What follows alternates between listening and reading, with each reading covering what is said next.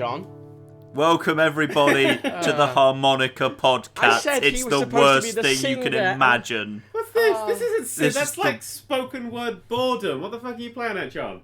Yes, because you've introduced harmonicas into the podcast, and I don't agree with this decision. No, hang on. No, not plural. Harmonica. Harmonica. Yeah. Harmonica. I've got the harmonica, baby. Yes.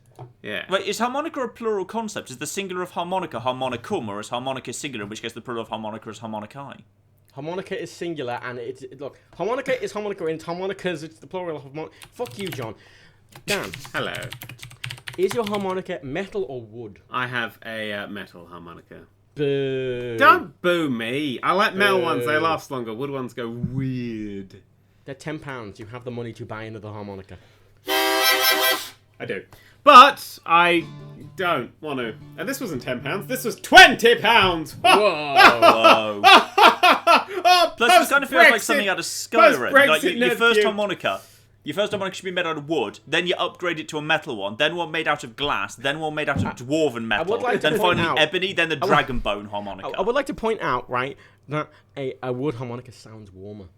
But I like the It's cold. better in some ways. Blues, darling. Blues aren't a warm colour. Just saying. That's not. The wood one is meant for bluegrass, though. That's a fair point. Yeah, but bluegrass, it's not a real thing, apart from on Gallifrey. Are we on Gallifrey? No. Welcome to the podcast! To everyone in the chat complaining about... Dan, I did tell him to move the harmonica. I literally went as far away as I could possibly go. Well, you know what? It was still too loud. Yeah, I think him playing it at all is too loud. probably. Anyway. Just to... So anyone doesn't get annoyed, if you don't like hearing about politics, fuck off right now. Welcome to the Brexit special. We haven't done a podcast since Brexit, and Welcome to the Brexcast. The end of the last podcast was us saying, hey, you should go out and vote, and here we are now. Yeah. And now Claire's dead, and I have to queue 3 hours a day for bread. Thanks, everybody. Christ. It's not been a good few weeks. Great. You know, right, I went into the shops before and they were all out of freshly baked bread. It was very disturbing for me. Oh my god, I tried to hang myself, but the rope store was out of rope because it's imported from France. The lack of good Norwegian salmon in Waitrose at the moment is shocking, darling. Norway, shocking. known for it being in the EU, of course. Yeah, it is. Because that was the thing that everyone was arguing. Oh, we could be like Norway. They're kind of in the EU, but not. Wait, it's part of the free trade zone and has free movement of people, but it's not in the EU. No, it should be like Iceland. They can play football. And it's not got free trade of people, because I brought one of them Norwegian wives that you can get online. I had to pay for postage and packaging, so... Drat. Yeah. The drat of it all. The drat of it all? I'm going to put my harmonica down. Now... I would like to just ask, John, remember you said you were going to read up on gaming news? Yes, I did. Did you do I've that? got loads of gaming news. Okay, wait. Did you do that? You did do that? I've got loads of it. Throw it all away because we're not going to be covering gaming news. No, there's some really good gaming news. We should discuss gaming at one point. Okay, just can I say something quickly for the VOD? So, last time oh my god, George Osborne was sacked! He was not offered an alternative post! Yes! Wow! Right, so literally, we've just got a new Prime Minister in this country. The old one resigns. We've got a new one that wasn't voted for. The country's gone right up the Swanee. As we're recording this, we've had a new Prime Minister. Sorry. Wait, is that why you bought a harmonica so you can sing blues about politics? Yeah. Oh, this country's went up this one. Go down. Look, it was either a harmonica or a fucking punk rock outfit, and I just couldn't afford the punk rock outfit. So basically... Literally, Theresa May just became Prime Minister, and her Chancellor is Philip Hammond, so May and Hammond are in charge, and we always know how well that goes. Boris Johnson is Foreign Secretary. Boris Johnson is Foreign Secretary, because I'm fucking that guy, the sweary alien from Futurama, the shouty one from the news, was busy. And now... Which is strange, because everyone in Europe hates him, because he got, taken away from doing Europe News of the Telegraph, because he kept lying. Yeah. Yeah, so basically, it got to such a point, like, the big vote happened, and the thing that I wanted to happen, which was that we stay in the EU, didn't happen, and we've left the EU. Well, we haven't left the EU yet. No, we're... Basically, what happened was, as soon as that happened, everything shat its pants, politics collapsed, the people who were in charge, our Prime Minister went, I'm off. All the people who actually were involved with the lies, and they immediately came out as lies less than an hour after the vote came in that the people wanting to leave. Everything was revealed to be an absolute lie. Everybody involved with saying that we should leave has now left themselves. They've just wandered off and gone, actually, we're not in charge of this. So I was when I want my life back. Oh, fuck off. Yeah, he wants his life back because before he was quite clearly an Olympic swimmer or something. And they all abandoned us, so the whole country's falling apart. And the opposition to the current, the right-wing Tories that we have in the Labour Party, and they've all decided to commit seppuku and have a massive infight. So politics has stalled. Literally, if you ever wanted to give a shit about UK politics, get into it now. This is like the best, most exciting, fun time. Just to compare this to American politics, a lot more people understand American politics. Imagine it as, let's say, the president went, okay, we're going to put a vote for Texas to recede from the Union, right? Now, well, no, actually, no. This is like America leaving the world. America actually just straps rockets to itself and fucks us into space, and Mitt Romney is fucking up somewhere. It's like Obama coming out and going, okay, America is going to just be xenophobic and not talk to anyone, for example. And he's like, okay, You've really got the accent down there, Matt. That's we perfect. should stay. I can't. We should stay. You've really got his smooth, reassuring, deep voice there. It's perfect. We should make sure to stay within the... I can't do this. In the world. So he said basically stay in the world, and he's pretty confident that everyone's going to stay in. And then imagine Donald Trump and Sarah Palin basically went, no, we should leave the world because... Yeah. And then Obama, the staying lost, and about, well, I'm out. And then, Donald Trump and Sarah Palin just went, I'm out too. And unfortunately, the entire thing was predicated on the argument, don't worry, humans can totally breathe in space. I know the experts say you can't breathe in space, but we've had enough of experts. We think you can breathe in space. And then everyone who said that decided they didn't actually want to go into space, so they're just sending you into space. Yeah. And hoping that you'll be able to breathe and there. Then, right, let's say the Democrats, right? Let's say, and then, someone who's a really shit Democrat that's not Hillary Clinton. Hillary Clinton. Oh, wait. You said not Hillary Clinton. Okay, let's say a really bad Democrat just gets in charge of the country, right? They want to let's say they want to make everything horribly communist. Yeah. Right? Like actually communist, and they get in charge of the country without a vote. They don't get voted in. They just they're the only person who applied for the job, and they just sort of turned up. And then this they is the plot of the second G.I. Joe film. Yeah. Then they apply Then they make Donald Trump foreign secretary, and then the Republicans go, no, we don't like our leader, and the leader goes, no, I like me, and then they start infighting, and then nothing gets done. Yeah. That was a bad comparison. Awful. Really, really Yes, bad. that was terrible. I did a much better one on Twitter talking about California theoretically seceding Well, I'm not from on the Twitter Union. right now, so... Yeah, Matt's been rubbish. But what's happening now is literally, we've just got the new Prime Minister, so all the news is actually coming in about all these people. Yeah. Like George Osborne was sacked is the greatest news ever. Right, let's put George Osborne in context. The London 2012 Olympics. Put him in context. Oh, no, I can. The London 2012 Olympics were an absolutely beautiful thing that united the country in a really good way. It was a really nice thing. There was a lot of bullshit before it, but the actual events were really good. He was booed by an entire stadium of people.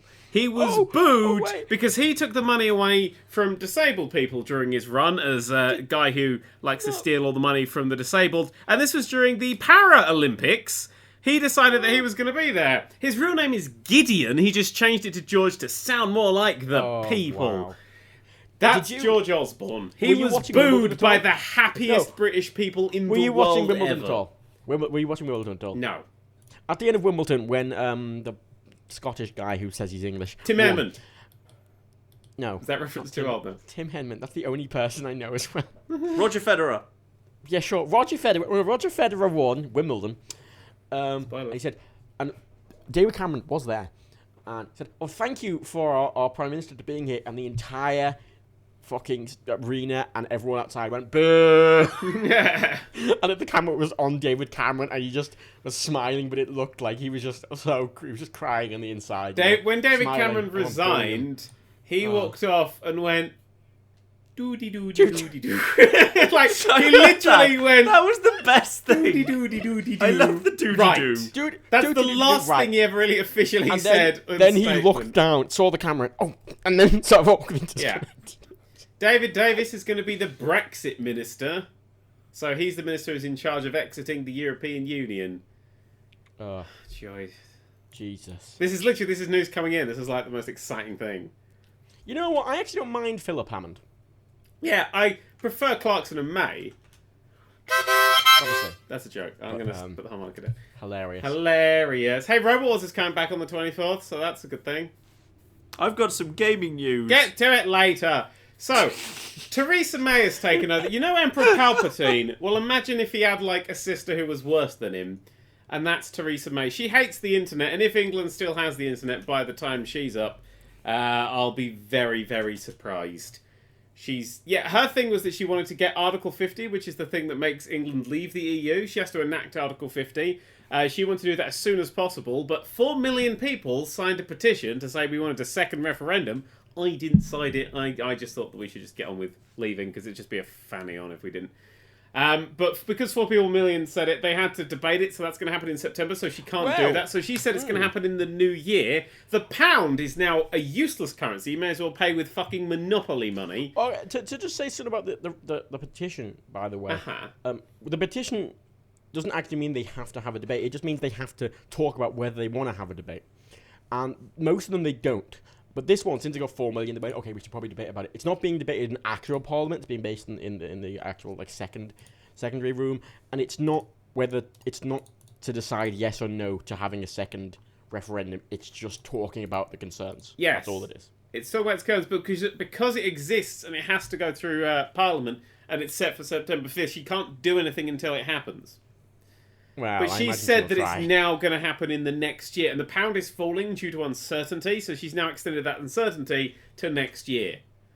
Which, as YouTubers, quick fist bump there, because that means we can continue living on golden thrones with diamonds set in them. It's true. We're all paid in US dollars. Every YouTuber one is paid good in thing US that came dollars. out of this mess. You know what I'm going to do? I'm going to fucking buy a little American flag and I'm going to wave it. Actually, hang on. Theoretically, if America elects Trump, will the exact same thing happen to the US dollar? Invest in euros. Hilarious. Do not. Whatever you do, I want the American currency to stay strong. Do not elect Trump. Do not. Don't even think about it. Consider this as a warning. Like that's what this should be. This is like if say your dad dies of a disease really early on that's like massively passed down.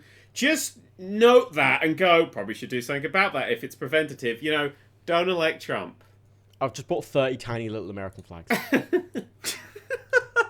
Miniature American flags for some, abortions for others.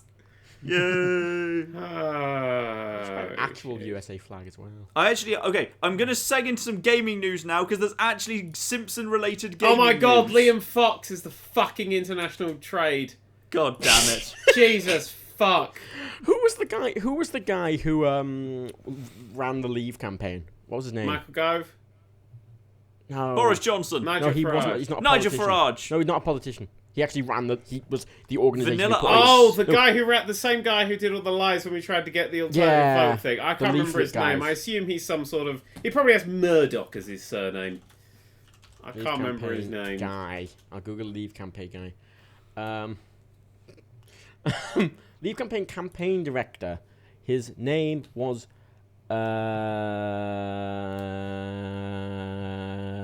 How many M's are in that?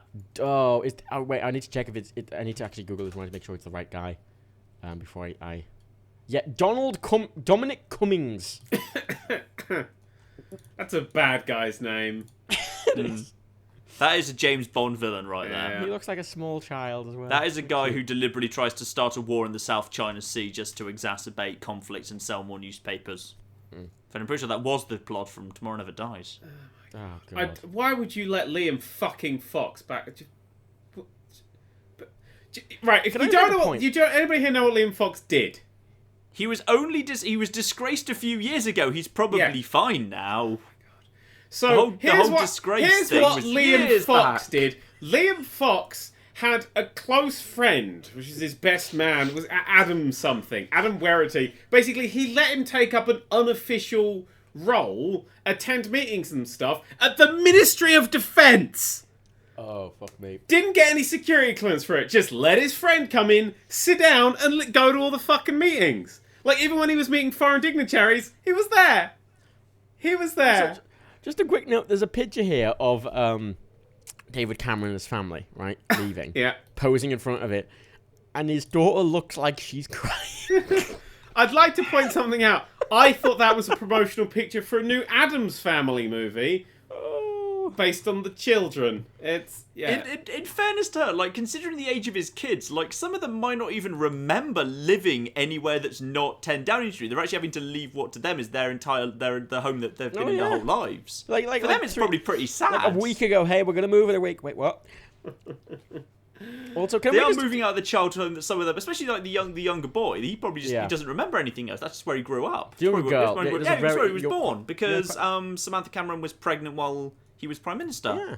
This is him being basically kicked out of his home with a week's notice. He's probably really upset. I mean, I didn't want to bring this up, really, but can we talk about how much Theresa May's hairstyle is exactly the same as good old, Spock's. No. Can we talk about Peter Mandelson? What? There's so much politics I want to talk about.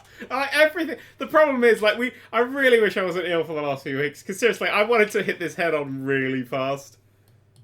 Oh my god.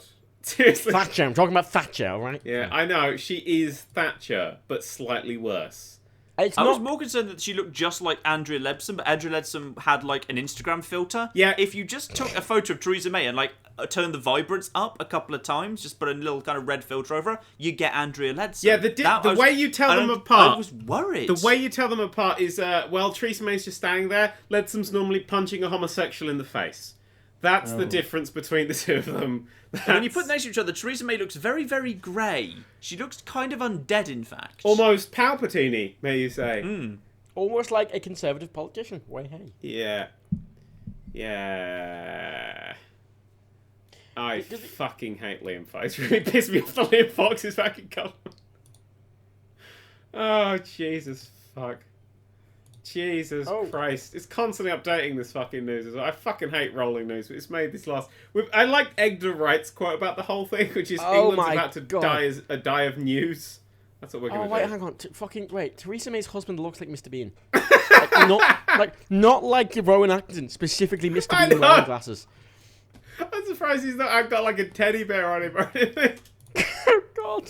Like, he's just stood outside with fucking Theresa May waving, and he just looks like the most awkward man in the universe. Did you know that her husband is actually a director and major shareholder in G4S, and has been the whole time Theresa May has been handing huge amounts of very lucrative contracts at the Home Office over to G4S? Almost like, what was it? Was it George? It was, what's his face? His wife's dad used to run a massive fracking company. Oh, I guess fracking's okay in this country then. Ooh.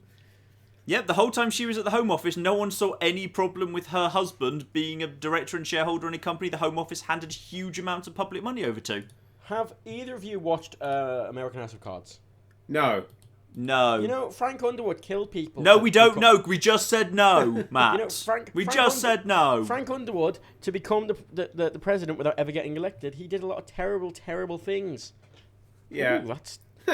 So, I am checking headlines. Theresa May promised to fight burning injustice in British society. You should probably hang yourself then, love. Anyway. I mean what? Frank Underwood, he literally, he gets the president to resign to become president himself. Yeah. Through manipulation. Yeah. See, but Theresa May played this really well. You see what Theresa May did was she did absolutely fucking nothing while the rest of everyone collapsed. The only reason Theresa May is currently Prime Minister is that everyone else is dead. That's literally I think you realise one reason. thing, which is in a fight where you're basically having a water fight, but you're using gasoline, the safest thing to do is just not play. She just let everyone else do the gasoline fight, realised it was all going to end in tears and or explosions, and just stayed out of it. Yeah. Once everyone else was on fire, then she just said, well, all right, I'll step in. No, because it is isn't it? Everyone else dropped out. She was the only candidate. And she didn't even get voted in by her own party, technically, did she? No, by the way, I'm so glad that we got ourselves out of that undemocratic institution, the EU. Yeah. So that we're now able to impose a PM that nobody voted for, most likely about to be opposed by a leader of the opposition that basically nobody voted for. Yeah. I'm so thrilled we're out of that undemocratic EU so we can get that back. Did you know the Labour Party votes that are coming up, right? You know, you're not actually allowed to vote in them if you registered after like January something. So everyone who signed up to vote Corbyn in, they're not letting vote.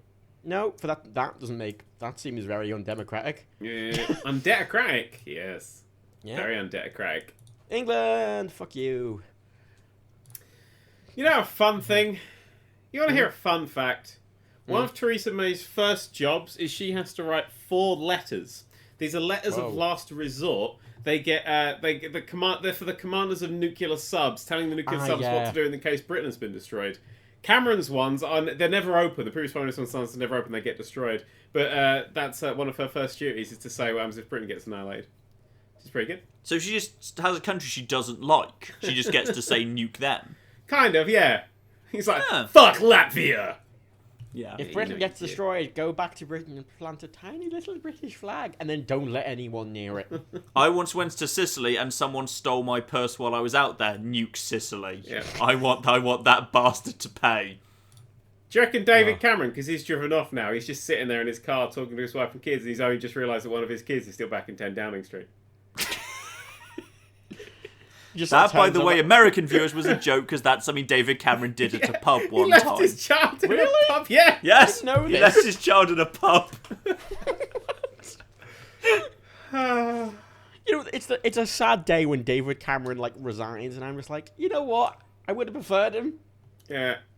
But let's not let Labour off the hook here. Let's also remember my favourite Angela Eagle fact.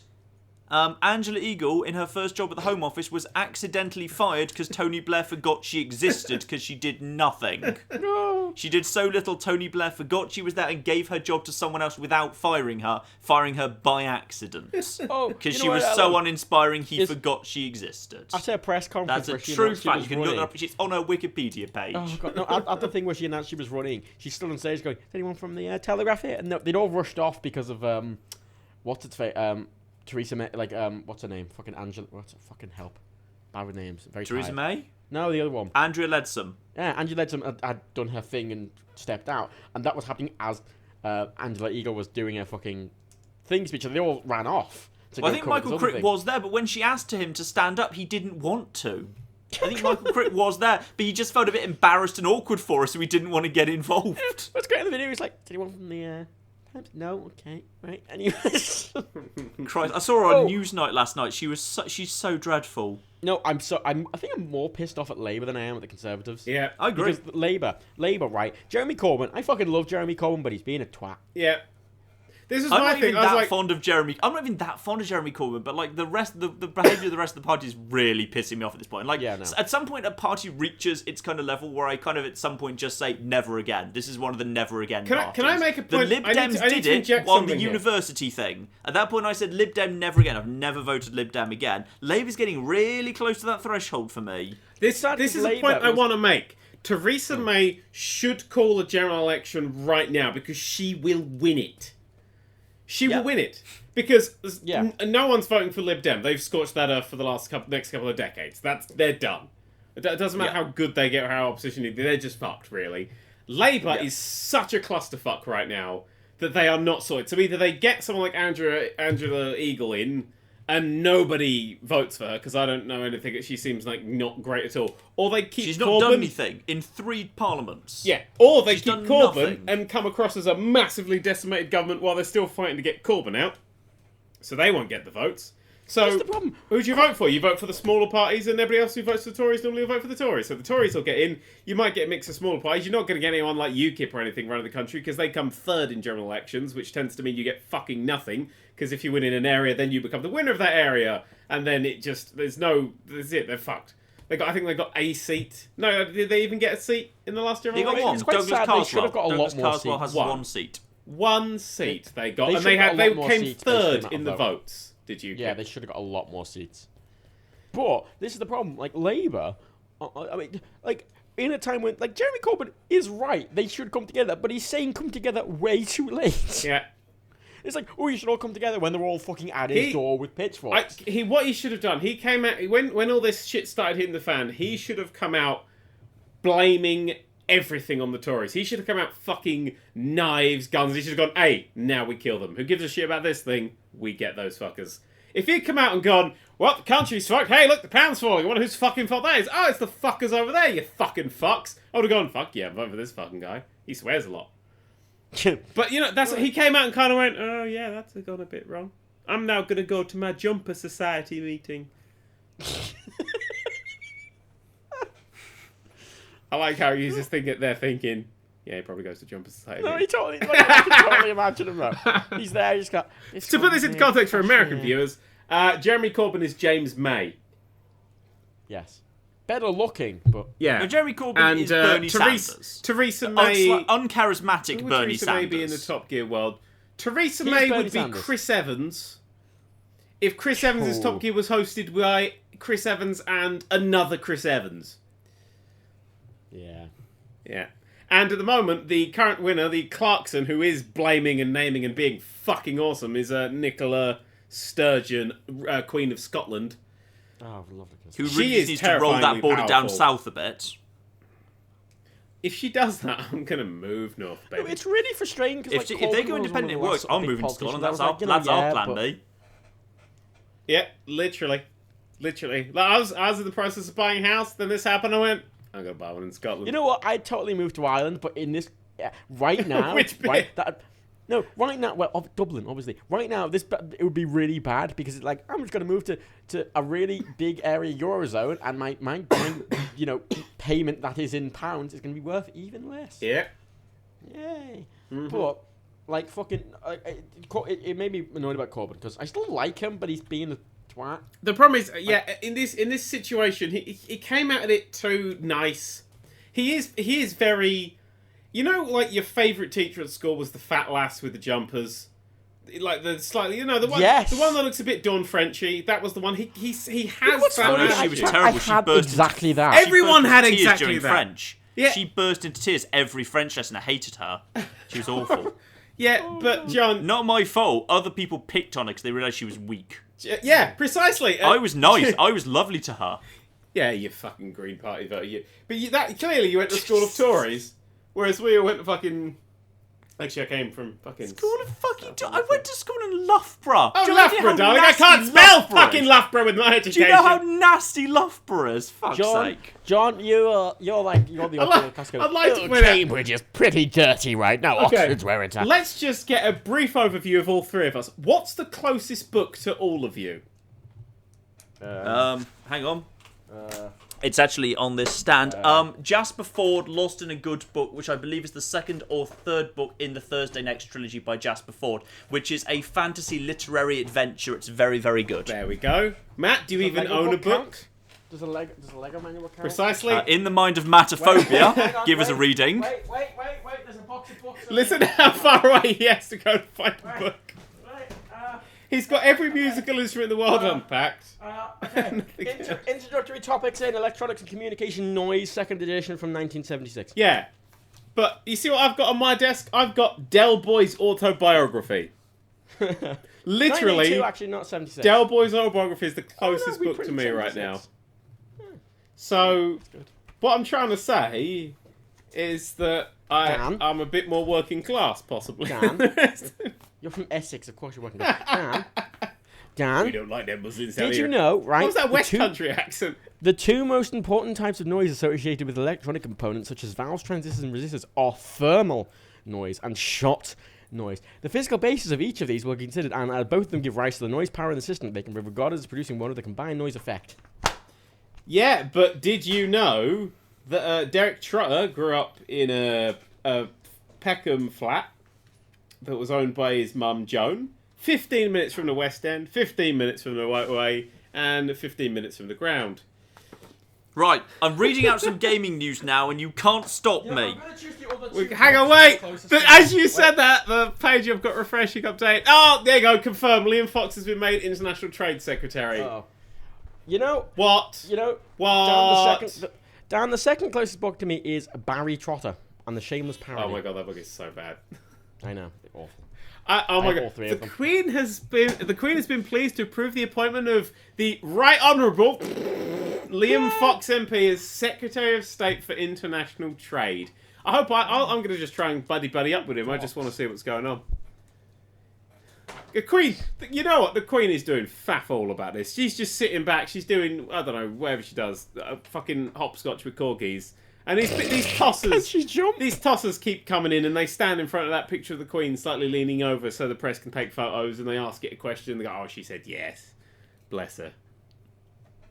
That's what's happening right now. Fuck the In all Queen. fairness, if she refused to do any of her constitutional duties, that would be more worrying. Yeah. Yeah. If the Queen went, fuck it, I've got my own opinion. I'd be so fucking chuffed if the Queen went, no, sort it out, you bloody bastards.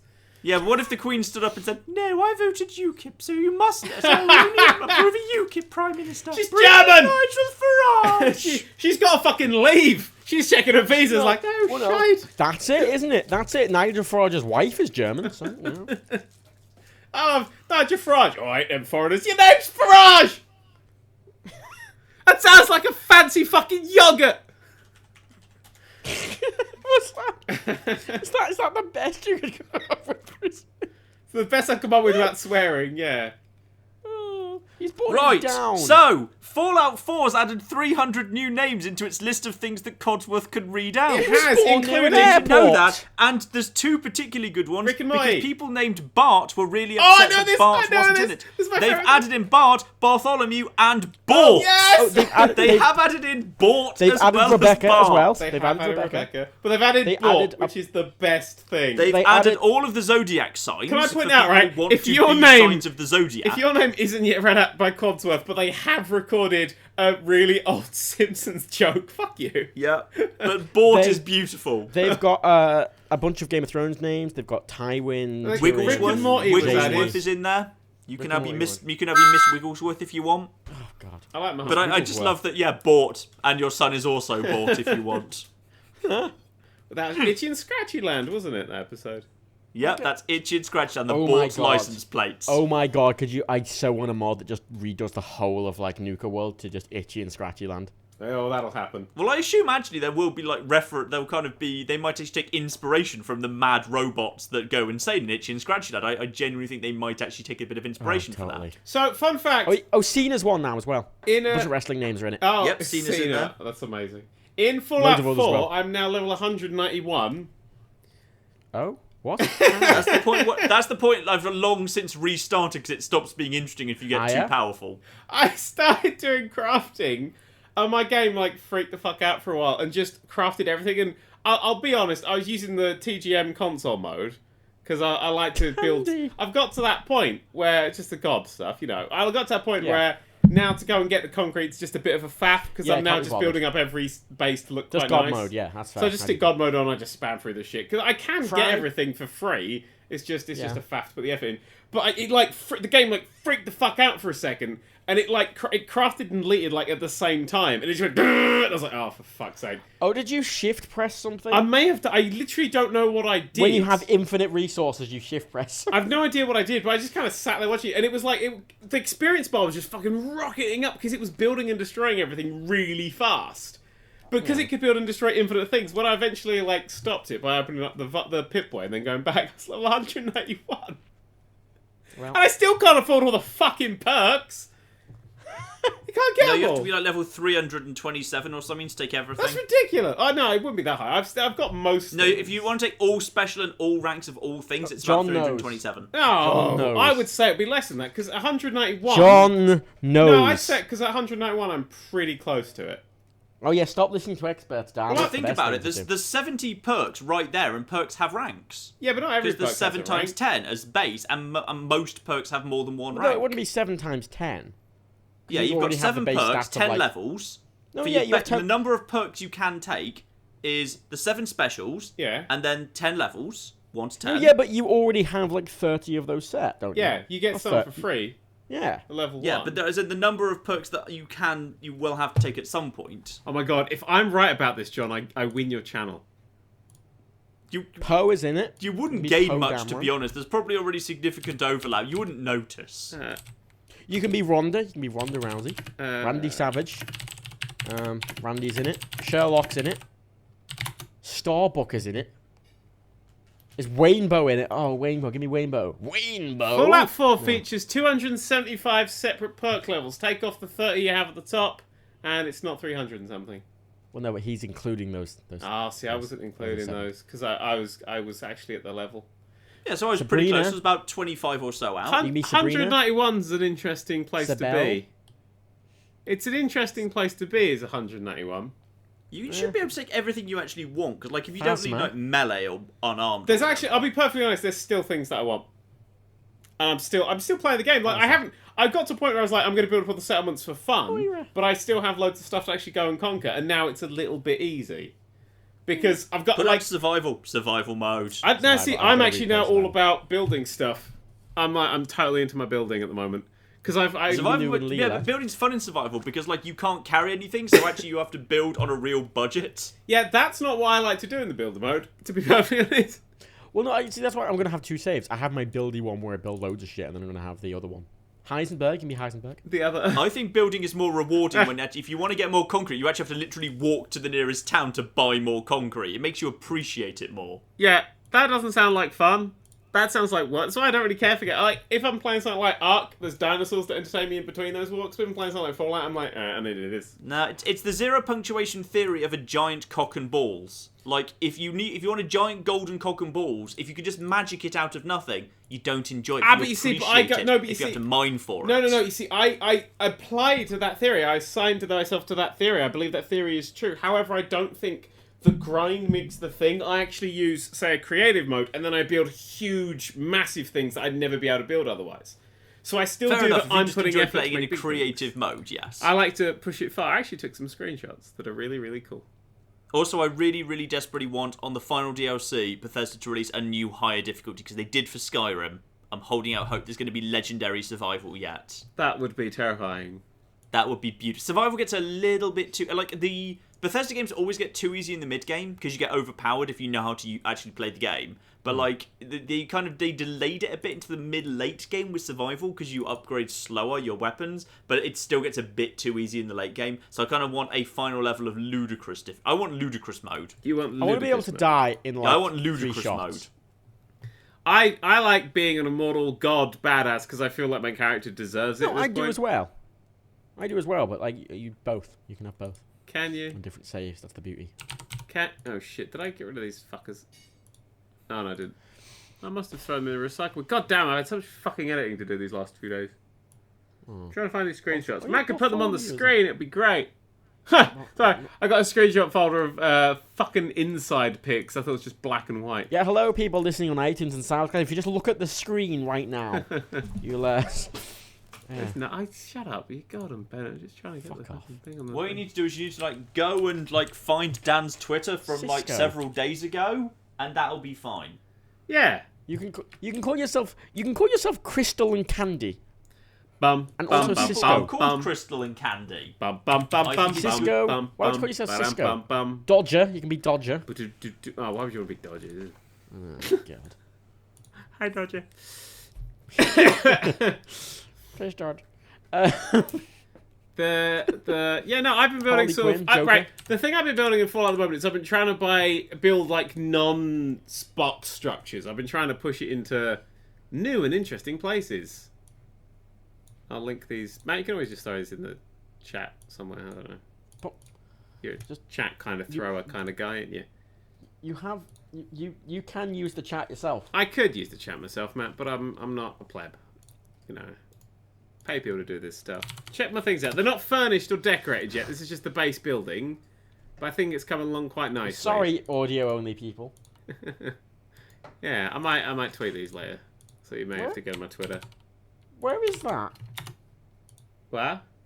Where did you build that? Oh, actually, no, you know what? I want John to guess. Hang on, where's this? Is this on Twitter? I'm going to put it on the screen now, give me a second. I've got to do you want to go to the... Hang on, I need to go to the stream. I've got to open it on my other computer. Oh, the Lego video for the Disney Castle just went live. Oh, shit. Oh, my God. Okay, well, I'm going to watch all 6 minutes, 12 seconds of that later. For God's sake. Hang on. Flip. There's so many distractions. I know, right? I'm just turning on the Twitch. I need to see this. I should be able to figure it out. I think I've seen every settlement in the game. Save. Oh, I will point out it looks fucking nothing like anything. You can't really see anything. You can see a bit of like trees in the background, so it's got trees near it. Yeah, well that's fine. Not all of them have trees near them. That's fine. Anyway, the landscape should be fenced in. I'm just waiting for the stream to... There you go, VOD. Well, there you go, live, people. If anyone else is this is watching why it. you should always watch it live. Anything can happen on the network. Oh, There's nothing there, man. It was just nerd cubes. I mean, it's not. Well, there's Did you increase the building limit, I assume, Dan? Well, actually, no. Up to that point, I hadn't, but I had to later on. Are you doing it using commands now rather than the awkward fucking system you're using? No, everything's being built by hand. I'm only using commands to give me the infinite buildings tools. No, but I mean, are you using commands to increase the building? Oh, yeah.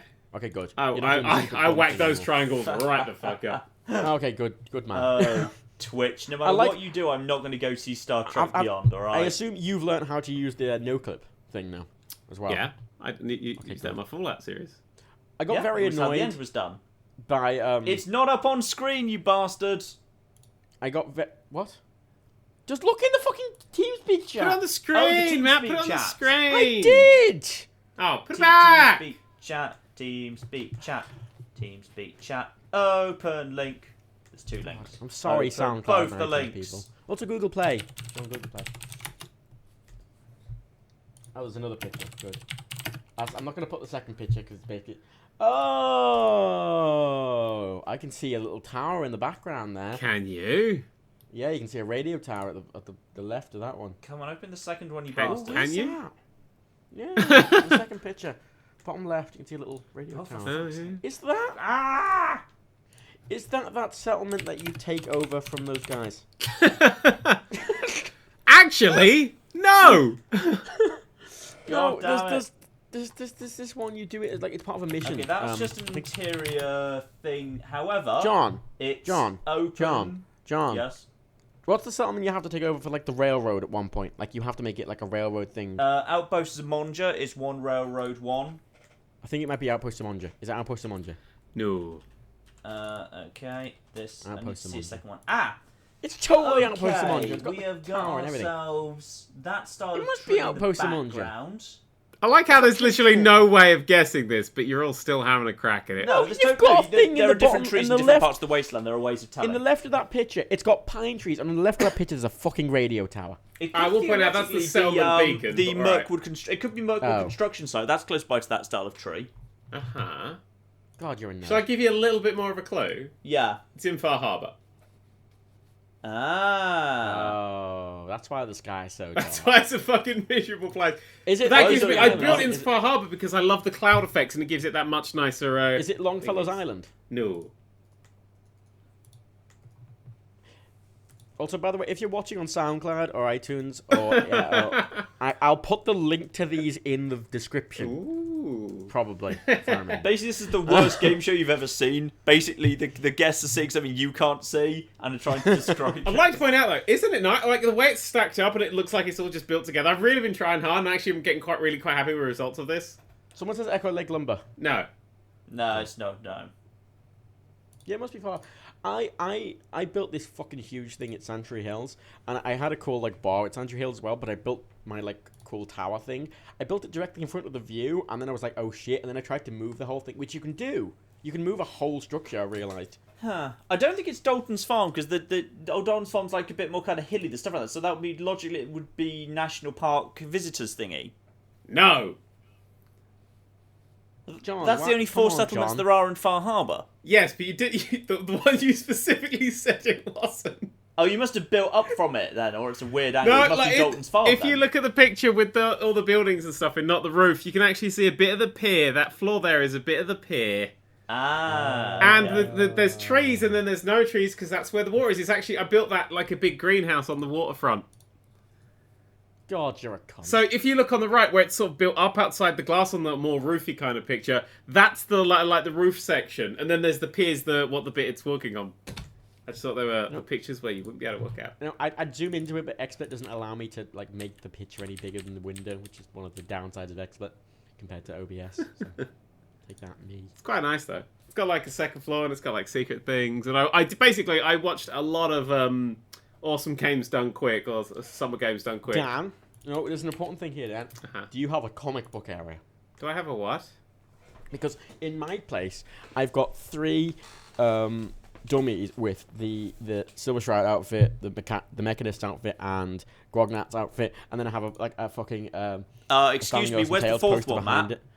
What fourth one? Where's Man-to-Man outfit? You can't get a Man-to-Man Yes, outfit. you can. What?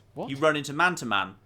It's a random encounter. You do. You can strip him. Silver Shroud killed him in my game. He's wearing like generic stuff, but it's a particular combination of generic stuff. You could run into Man-to-Man. It's a random encounter after you finish the quest.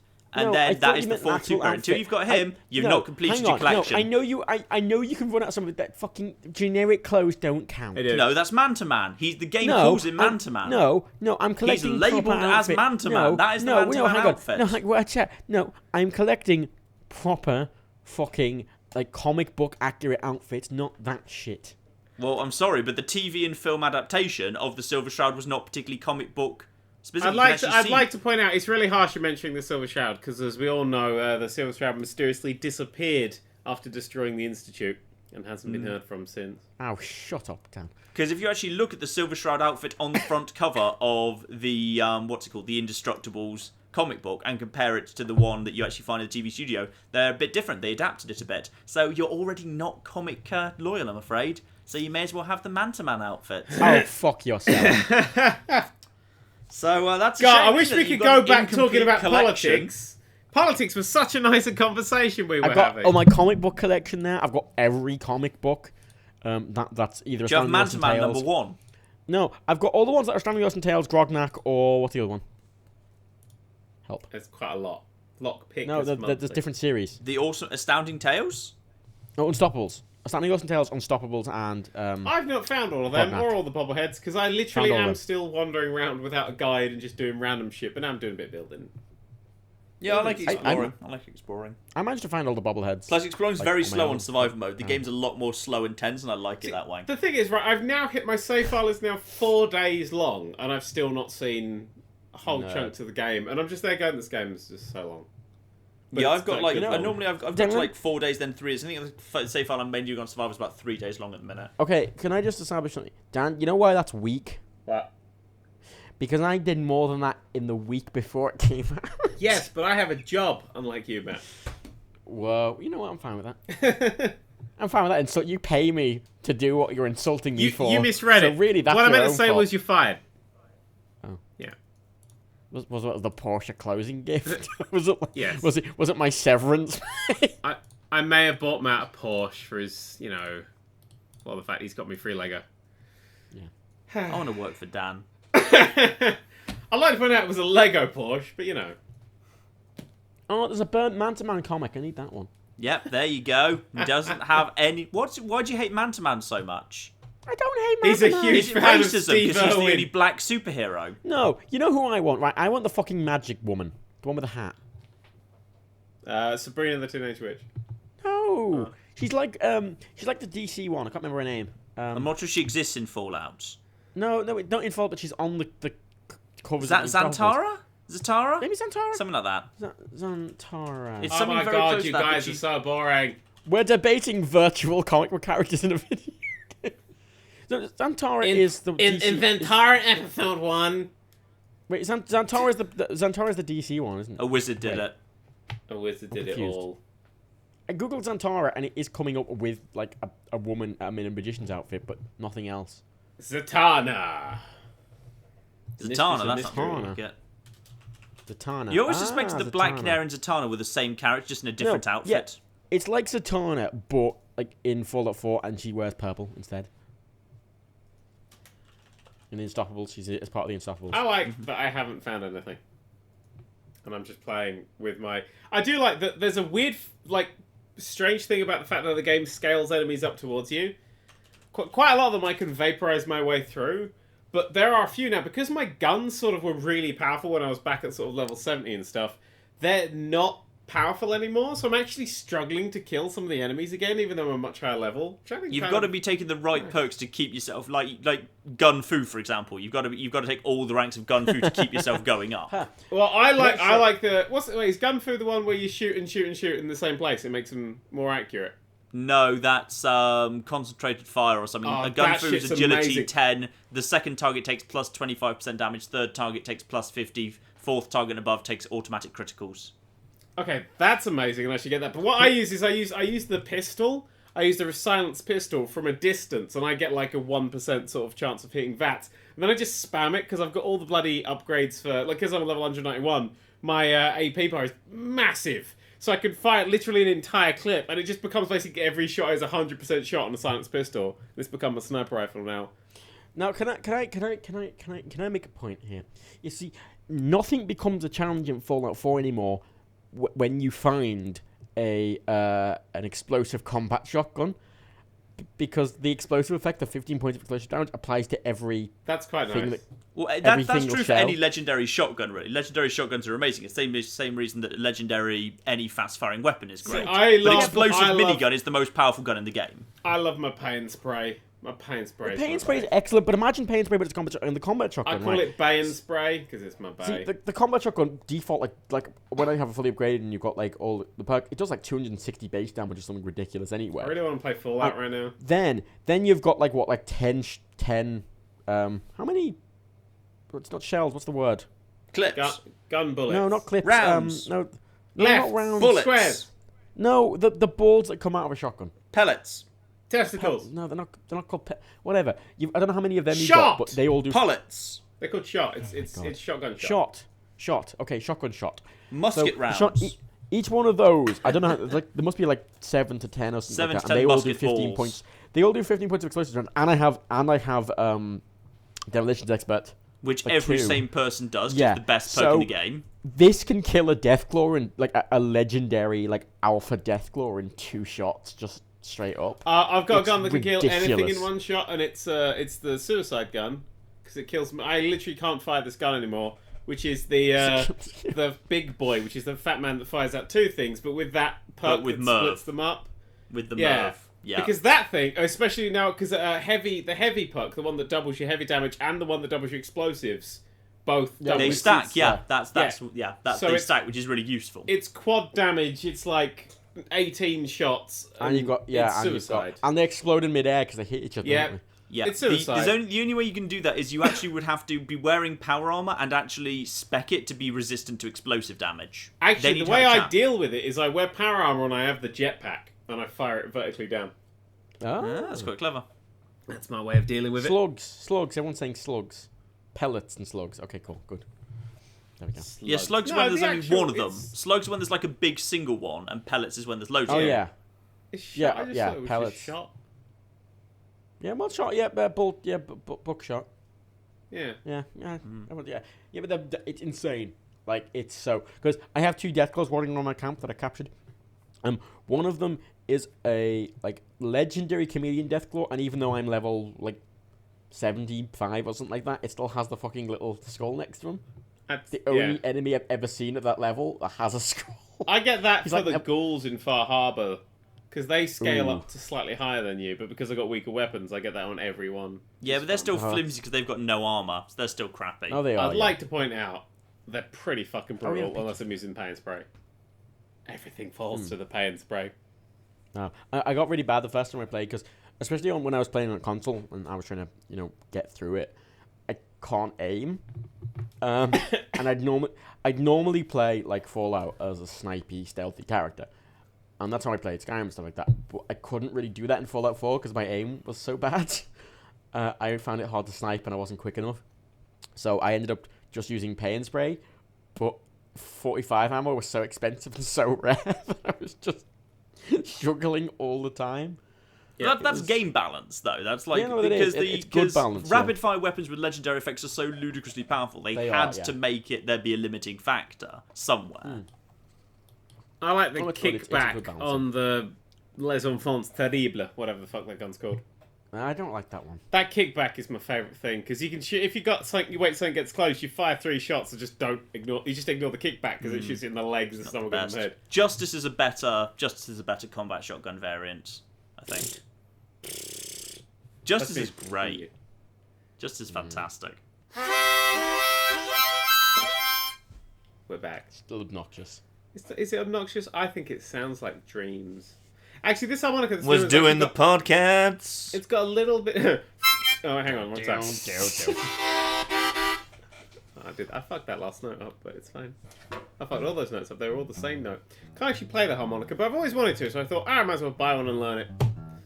Sort of person that I am. Hello, everybody. Welcome back to the Podcats! Yeah! Hey. Britain's top Brexit and Fallout 4 discussion show. Yeah.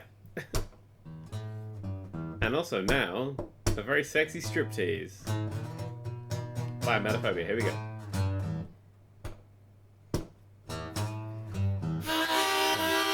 I can't play this shit. So, it's great. The good thing about harmonica is if you just randomly Woke mash up notes- one morning, Oh, what's happening? checked my notifications. Got 72 new subscribers. That's not bad for overnight. That's it. That's done. We're done. We're done. We're done with that now. No, we're not done, John.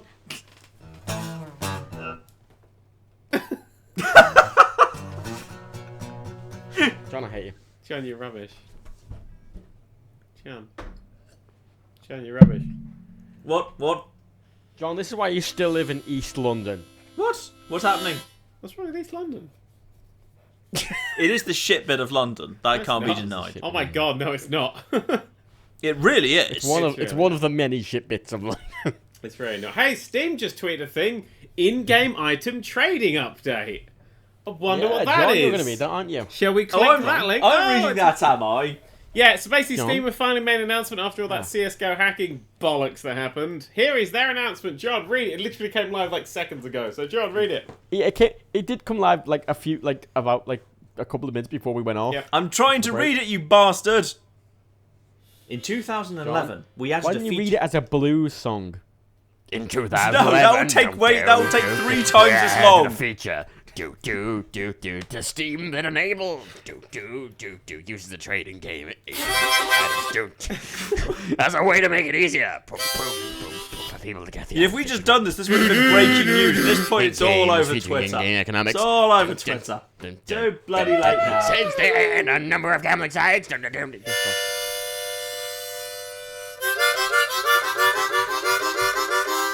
Rebecca, where's Rebecca? That.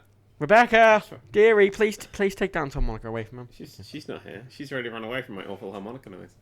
Okay, I'm just gonna send her a message. Cunning. Go on, John. In 2011, we added a feature to Steam that enabled users to trade in-game items as a way to make it easier for people to get the items they wanted in games featuring in-games economies. Since then, a number of gambling sites started leveraging the steaming trade system, and there's been some false assumptions about our involvement with these sites. We'd like to clarify. We'd like to clarify. We'd like to clarify we have no business relationship with any of these sites. We've never received any revenue from them, and Steam does not have a system for turning in-game items into real-world currency. These sites have basically pieced together their operations in 2-part fashion.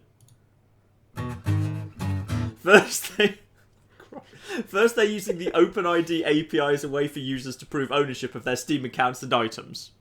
I like that you're pausing. Any other information they obtain about a user's Steam account is either manually disclosed by the user or obtained from the user's Steam community profile when the user has chosen to make their profile public. Second, they create automated Steam accounts that make the same web calls as individual Steam users. Using the OpenID API and making the same web calls as Steam users to run a gambling business is not allowed by our API nor our user agreements. We are going... there he is! There's Captain Guitar. Rebecca just walked in and took my microphone off me, Matt. What the fuck? She took my harmonica. She just literally came in and took my harmonica and was like... Good job, Rebecca. We're going to start sending notices to these sites requesting they cease operations through Steam and further pursue the matter send notes as to fucking necessary. Matt and cease my harmonica stealing operations. That was the important bit you were supposed to hear that people talked over.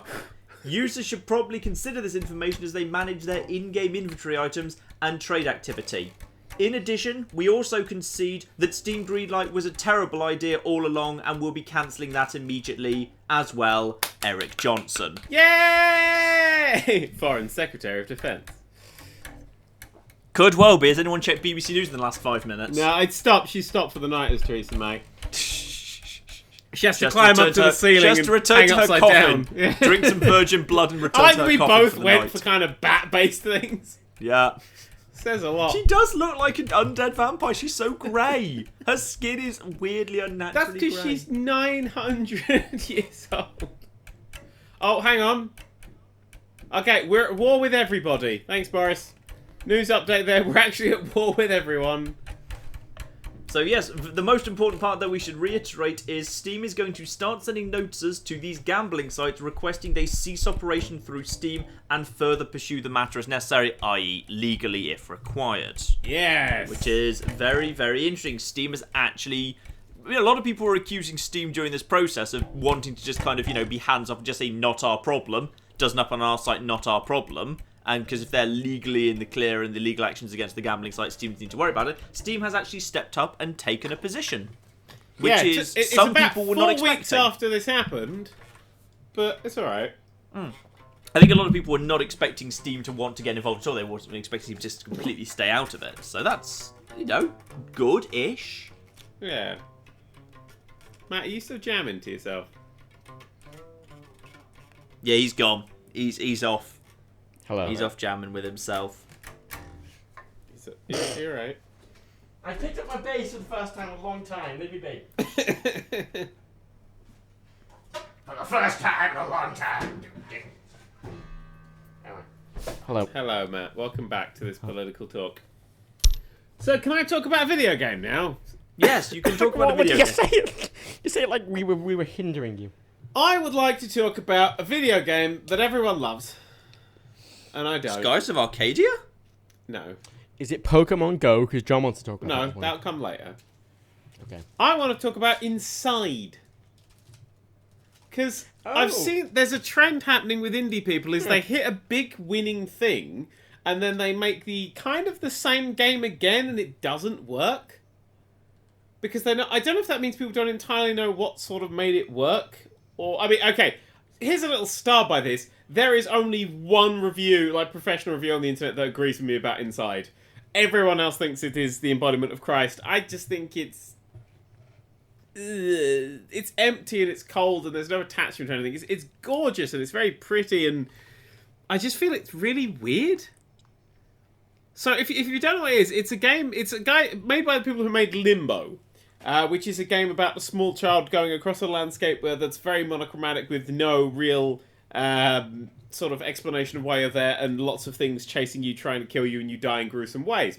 Which I'll admit I always found incredibly boring and never understood the attraction of. Yes, this is the exact same game. Apart from the fact that now the monochromatic backgrounds actually hint at colour about a quarter of the way into the game and then give up on it entirely. There's a beautiful moment where it's all been monochromatic. And there's been a few sort of like little flecks of like the lights on a car or anything like that to give that slight red glow in places, but it's largely sort of black and white. And then the sun rises, and you have this beautiful scene. You're walking through these like a cornfield, and there's little chicks that start falling around. They're bright yellow and they're beautiful. And then the sun starts to come up, and you actually get some sort of oranges washed through these lovely landscapes that they've got. And then that's it. And the rest of the game, as far as I can tell, is just black and white again. But I thought it was going to go somewhere really nice with colour and set me up as, hey, we're doing Limbo again. Actually, no, we're not. But it didn't sort of work. Which I thought was really weird. Also, death is inevitable and random. And you only learn how to dodge something from when it kills you. And I hate that. You know, I want to point out, I did get an email about, 2 hours ago from the developer saying, hey, when's the video going up? We're really excited to see it. And, oh, dear. Oh, dear. The video is not entirely negative. But I'm there basically going, it's going to have a... I was going to say it's going to have a bloody stupid ending. I now looked up the ending and went, yeah, I'm glad I didn't bother to finish this. So... I think, didn't you had this kind of problem with Volume as well, where you sort of like, the sort of second game... Well, no, Volume was an entirely different separate game. Because that was something different, and I'm much happier that Mike actually tried something different, even though the thing he tried different was Metal Gear Solid 2, which again is beautiful and brilliant. I kind of like... he did fix up large parts of Volume. I had a lot of issues with the fact you could basically just fluke it and fuck it up a lot of the time and just run through everything. But like it's this thing though that's kind of the same thing where an indie guy makes a big hit. Yeah. And then the game afterwards. Well, I say that the game afterwards tends to be the same thing, just not as good. So look at Bastion, which was an incredible game, and then Transistor, which while good, didn't even touch Transistor. I didn't. A lot of people didn't. I love Bastion and just didn't. I haven't really played a lot of it, but the bits I played, I'm like, it's not quite there. You're kind of trying to do Bastion the was same simple. thing. Bastion was simple, incredibly. Yeah. Bastion was pure, and Transistor felt a little bit too overdone. Yeah, but look, here's all these game mechanics, and you don't have to put loads of shit in it just because it's a sequel, or your next game. There's a lot. It's a very common thing, isn't it? It's a lot of things. Yeah, a lot of indies they do. Because we complain about sequels being kind of the same game. A lot of indie people do make a sequel that is pretty much the same game, just in a different sort of skin. And as much as it does have different mechanics and stuff, it still feels, and it's still rooted in the same thing. And it has more mechanics. I've never seen it affect this game as negatively as Inside, because Inside has... Like, in Limbo, random death and stuff made sense because you were in Limbo, and when you're respawning, it's absolutely fine. But in Inside, you just... It comes across as almost relentlessly morbid. Like, you push a button, and you've got less than a second to react to the fact that some barrels start going towards you. And then they just crush you dead. But if you do react in sort of a reaction time, you'll still die. You need to know the things are coming and prepare for it. And that doesn't fit the world. The world is very, like, real and there, whereas Limbo was fairy and you were sort of a silhouette with a couple of eyes googling around the place. It's making sure your gameplay fits thematically with the actual and like the kid getting killed off and stuff was gruesome, but it gave it that sort of that hellish kind of feel to Limbo, the sort of like this is a dark place, whereas Inside, when you watch someone just grabs the kid and then just strangles the fuck out of him, which you can't skip any of the death animations, some of them are really long, it's like, why? What are you doing this for? This seems really unnecessary. Especially, like, there's bits that just don't really make sense. Like, because it's a 2D platform, and there's a bit very early on, which you'll see in my video. There's someone chasing you, and you run along. You jump over a little log thing. You run along, and there's a caravan. And as you run past the caravan, you get shot and killed. And for the life of me, I mean, they edited most of it out, but for like 15 minutes, I just had not a fucking Scooby what to do. Because there's a guy chasing you, but if you run too far ahead, you get shot. What you have to do is you have to wait at the caravan because the guy behind you stalls. For some reason. It just slows down for some reason and actually gives you enough time. Even though he's right behind you for most of it, he doesn't actually catch up. He stumbles for a lot longer than I thought he did. And so he's sort of just sitting there and... It kind of... A lot of places that game lost me, and I really don't like that insta-death mechanic. Also, it's really boring. Like, there's Inside has some puzzles, but they repeat so much. Like, there's a section where you get into a bathysphere. A little submarine, circular submarine thing. And it went on and fucking on. It just never ended. And it's the same puzzle. Smash through the thing, get your kid out, push the button, smash through the thing, water levels rise, go down. I think the game is stunning to look at. It's one of the most beautiful looking games I've ever seen, as much as it could do with a splash of colour here and there. But it's just not a fun game, and it's not a very good game. And it's so cold and detached. Like with Limbo, because... the landscapes of Limbo, you didn't need that explanation of why you were there, and I'm still not a fan of sort of the vague endings and stuff, but it kind of fit with the tone. In this, your character seems like he's very determined to do something, but you don't know what it is, so I don't know why he's doing all of these things. So it just feels like I'm following the mechanics of a game, and it just has that game feel to it. It's like, why are you doing this? Because I'm playing a video game. You know what's a good example of how to do a sequel to a small indie game is Badlands 2. Uh-huh. I don't know if you ever played Badlands. It's a mobile game, I think. I think it might only be mobile. But it is... Hotline Miami 2. Sorry, another one of my sequels that are very similar but shit. Although that was just a direct sequel. Yeah. They just... Because they take something... Because a lot of indie games, it's like this very simple thing, isn't it? Which is... It's like Mirror's Edge, simple thing perfected. Mirror's Edge, another good example. That's a bit AAA, though. Well, no, but you know what I mean. Mirror's Edge is a simple concept that they did very well, and it's a lot of indie games, a simple concept that they do well. And the second game, they go, "Oh, I have more money. I should expand on this idea." And often, expanding on it is bad because the whole idea is that it's... Anyway, Badlands, really nice game. I think it's on Android. It might be iOS exclusive. Who knows? It's this kind of like Limbo in the same kind of style where everything in the foreground, is it foreground? Foreground is in front. Confused. Background is back. Shut up. Okay, everything in the foreground is black. Yep. Completely. And then everything in the background is this lovely, colourful kind of backdrop. And you play this little fairy thing that kind of flies around, and you tap to fly around. to the right and left, and there's all these little things that make you shrink and make you faster and make you little, and you can like duplicate yourself and you go through all these puzzles. It's beautiful. And it's really simple. And the idea is just to get to the end level. It's one of these really beautifully simple games, and all Badlands 2 does is it takes a simple concept and it adds like a couple of new mechanics, 2, 3, I think the ability to roll around as a pickup in bits, and that's it. And water. And it's basically more of the same, but that's what people wanted. Yeah. And that's what a lot of these indie games do badly. It's like when people played Hotline Miami, it's like, okay, we'd like just more of this, please. The same, but more of it because, you know, I like my ice cream and I want more ice cream. Thank you. A level editor. And they went, okay, here is more ice cream, but we put loads of bananas on it. Yeah. And that was a really strange... Actually, it's ice cream, but there's just a lot of it and you have to eat it all. It's like a bit... It's like sticky toffee pudding. Like loads of... like this horrible rich, like... I like sticky toffee pudding. Yeah, but in limitation, I'd like to read 2 quotes now, if you don't mind, about Inside, which I just find it's one of those things about video gaming that I really like. And this is about the end of Inside. There's no spoilers here, but I just want to read these quotes about the end. So this is from John Walker of Rock Paper Shotgun.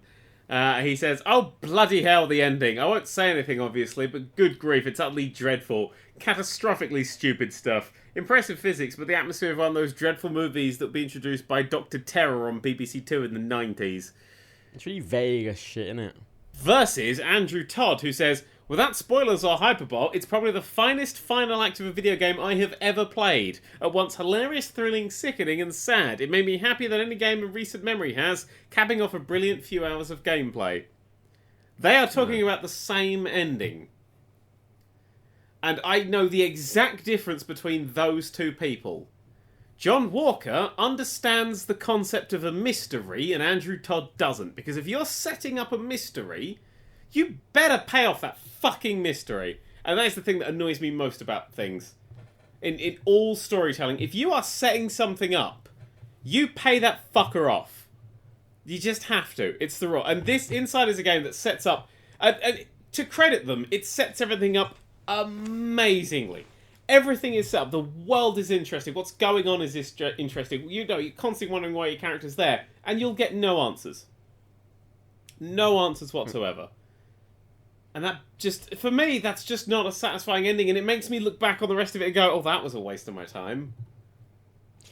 It's the big thing. I mean, it needs to feel like a payoff. Yeah. Like, to your journey. But I'd like to point out that literally it's only me and Rock, Paper, Shotgun that believe that needs a payoff. Oh. Everyone else has gone, it's amazing. Like, I've seen the ending and I've gone, oh, that looks really cool. Again, it looks really cool. Looks like it's going to play really well. Beautifully animated. But what does any of that... That's got nothing to do with the story. If I'd actually played the game to that point, it would have gone on my worst games of the year list for being just dreadful. How do you feel about the end of Thomas Was Alone? I like the end of Thomas Was Alone. Do you think it provides adequate payoff for all of the mystery in it, though? I think it provides... John, move close to the microphone. Sorry. It provides a nice set of... It leaves some stuff a bit up in the air, but I think it gets everything... It gets enough sorted out. And I'm okay with getting enough sorted out. It's when you don't even bother to do anything. Because if you set all this stuff up, you have, why are these people marching? Why is there brain control devices? What the hell are the deal with these worms that seem to be able to control people? If you have all of these things set up, why do the chicks follow me? If you set up all of these things and then just go, strange ending, the end, like, it just feels like you didn't know what you were doing to me. Rushed, doesn't it? Feels... No, the game does not feel rushed because of the actual quality of the game. What I mean is the story. It feels like they made the game mechanics and they started making... It feels like they weren't going for a story. And it feels like they've lied. That's what it feels like. It's almost like a lie. Like they've gone, oh, we're doing this thing. Oh, what's going on? This has got an interest. I did want it to at the end go, and then this is what happened. But they could have done something a bit sort of mechanically more interesting. Now, I'm going to push this on. John? Yes? You have a billion gaming news, don't you? I have there's gaming news, yes. Go on. That's kind of a cue there. Pokemon Go is a game. Oh shit, Angela Leadsom as fucking... No, never mind. No, that we're not allowed to play in the UK because, I don't know, we're being punished for years and years of colonialism. You can download it, like, if you, like, make a new account on, like, a New Zealand, Australian, or United States App Store. You can download it and it works. They just don't want to release it because of their server issues. And I just got to say, like, I think Pokemon Go may have to be kind of remembered as the best, worst launch in history.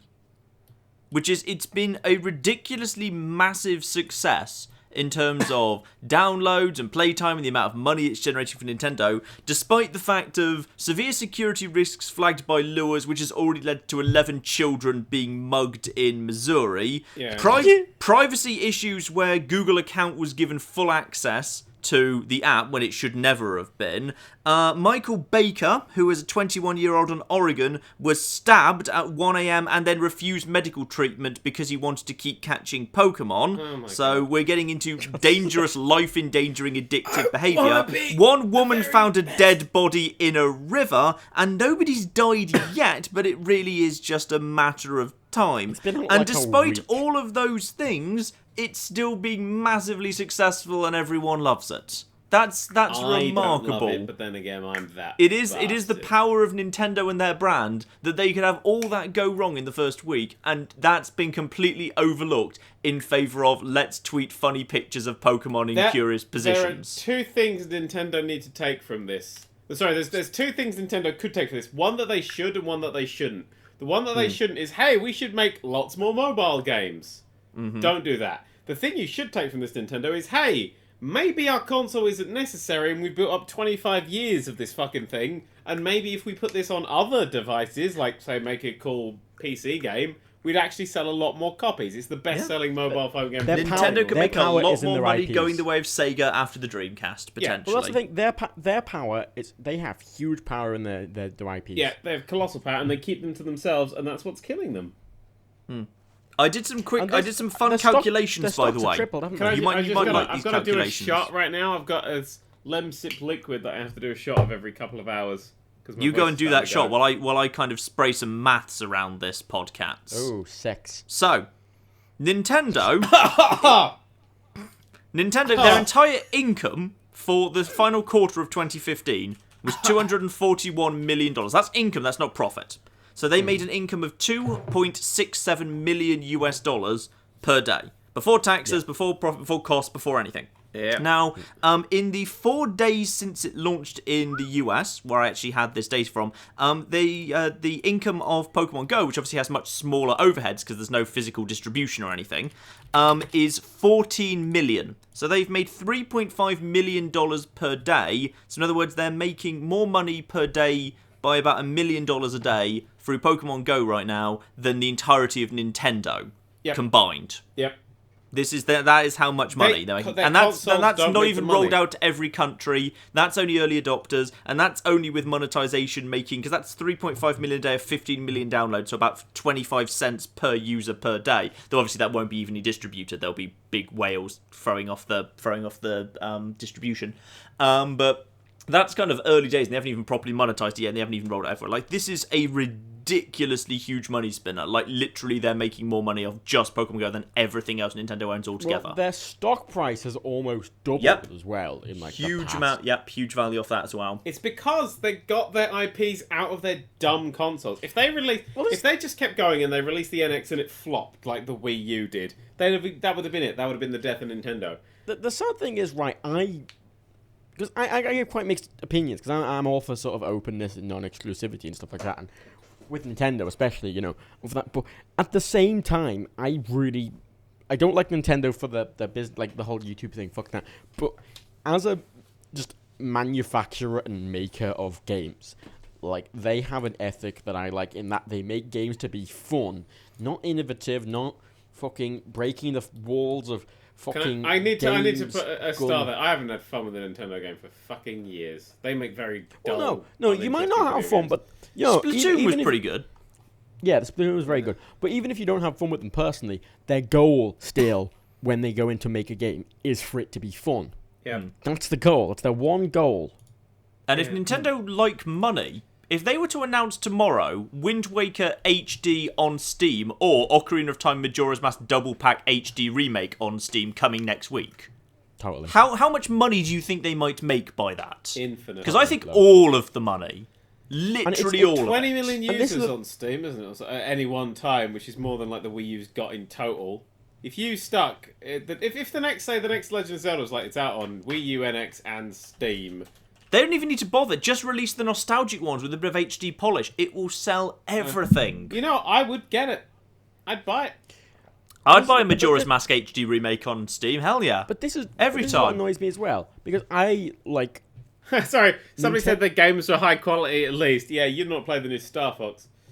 Most of them are. They do have an incredibly good record of making incredibly well-made games. Yeah, just not very good fun games. The thing is, I feel like I feel like dancing. Someone stole my harmonica. Nintendo make, in my opinion, the best console box. Now, before you say anything, the reason I think that isn't because the PS4 is clearly superior, practically, right? It is more powerful, it supports more modern games, and it's generally just better overall and saves you money. And it's useful as a space heater. Yeah. Because if you turn that thing on, your room is baking inside half an hour because that thing just spews out hot air like it's Boris Johnson in the Foreign Office. What? Whoa. Whoa, politics, cutting edge politics. Yeah, but by the time the VOD goes up, they won't even be in fucking power anymore. By the time the VOD goes out, Boris Johnson will have nuked Europe. That's more important. Oh, God. The thing is, though, with the PS4 as well, you can also pretend you have a little jet. It's true. What?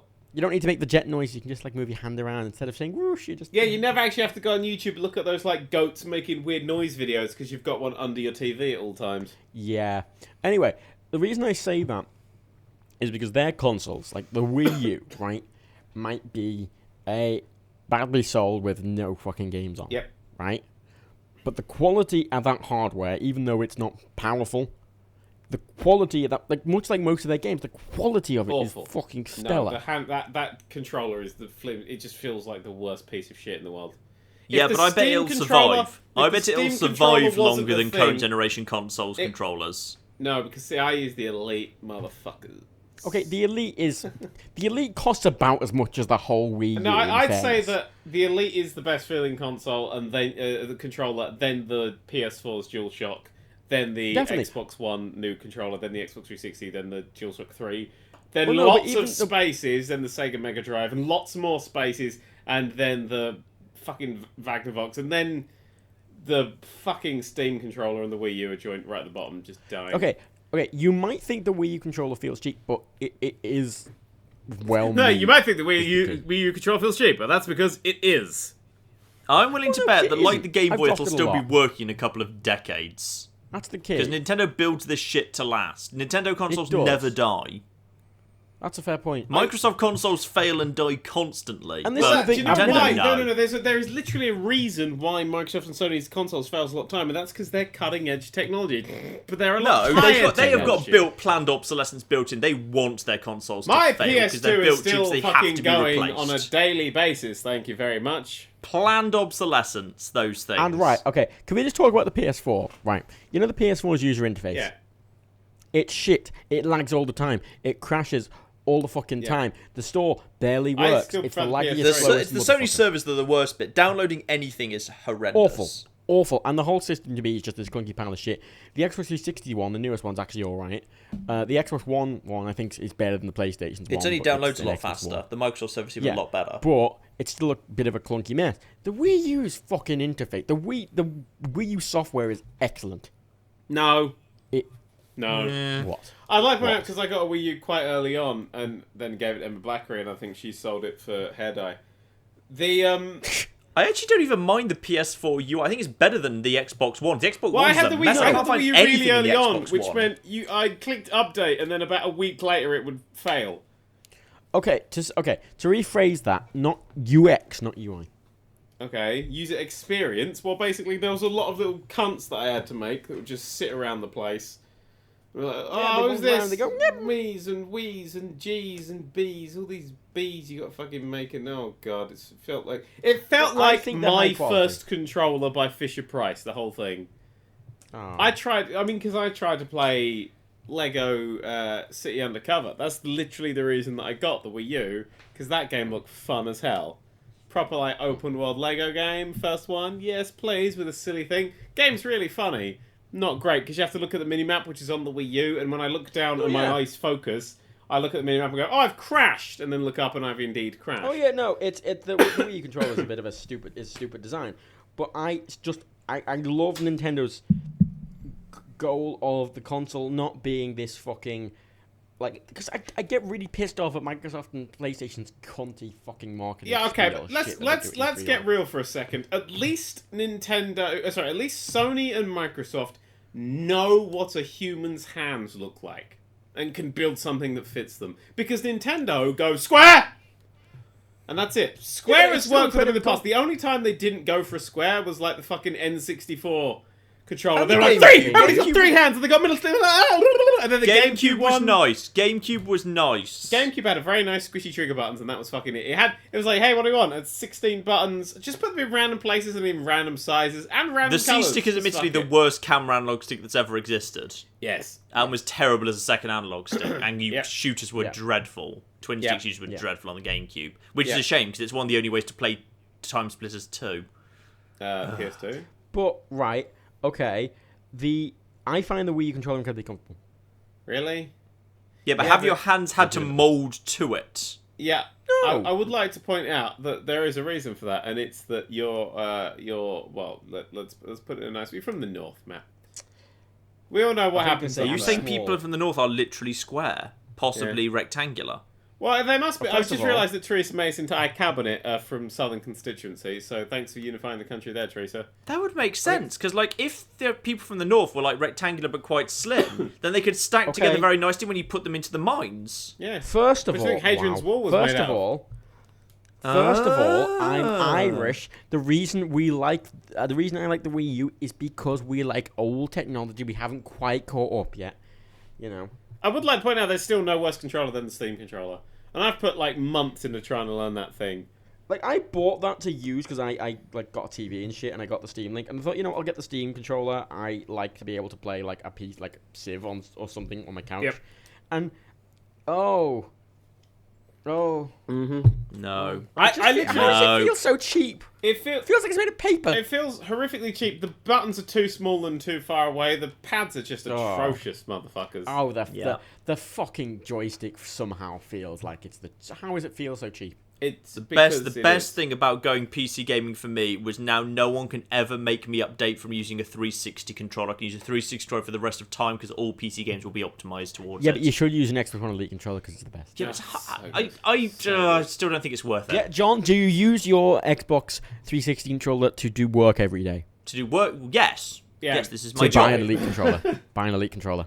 Buy an Elite really? Controller. I'm happy with my controller. It fits nice amounts. I'm used to it. Buy an Elite controller. Look, okay. Buy an Elite controller. No. Buy an Elite controller. If you had a dog that you loved,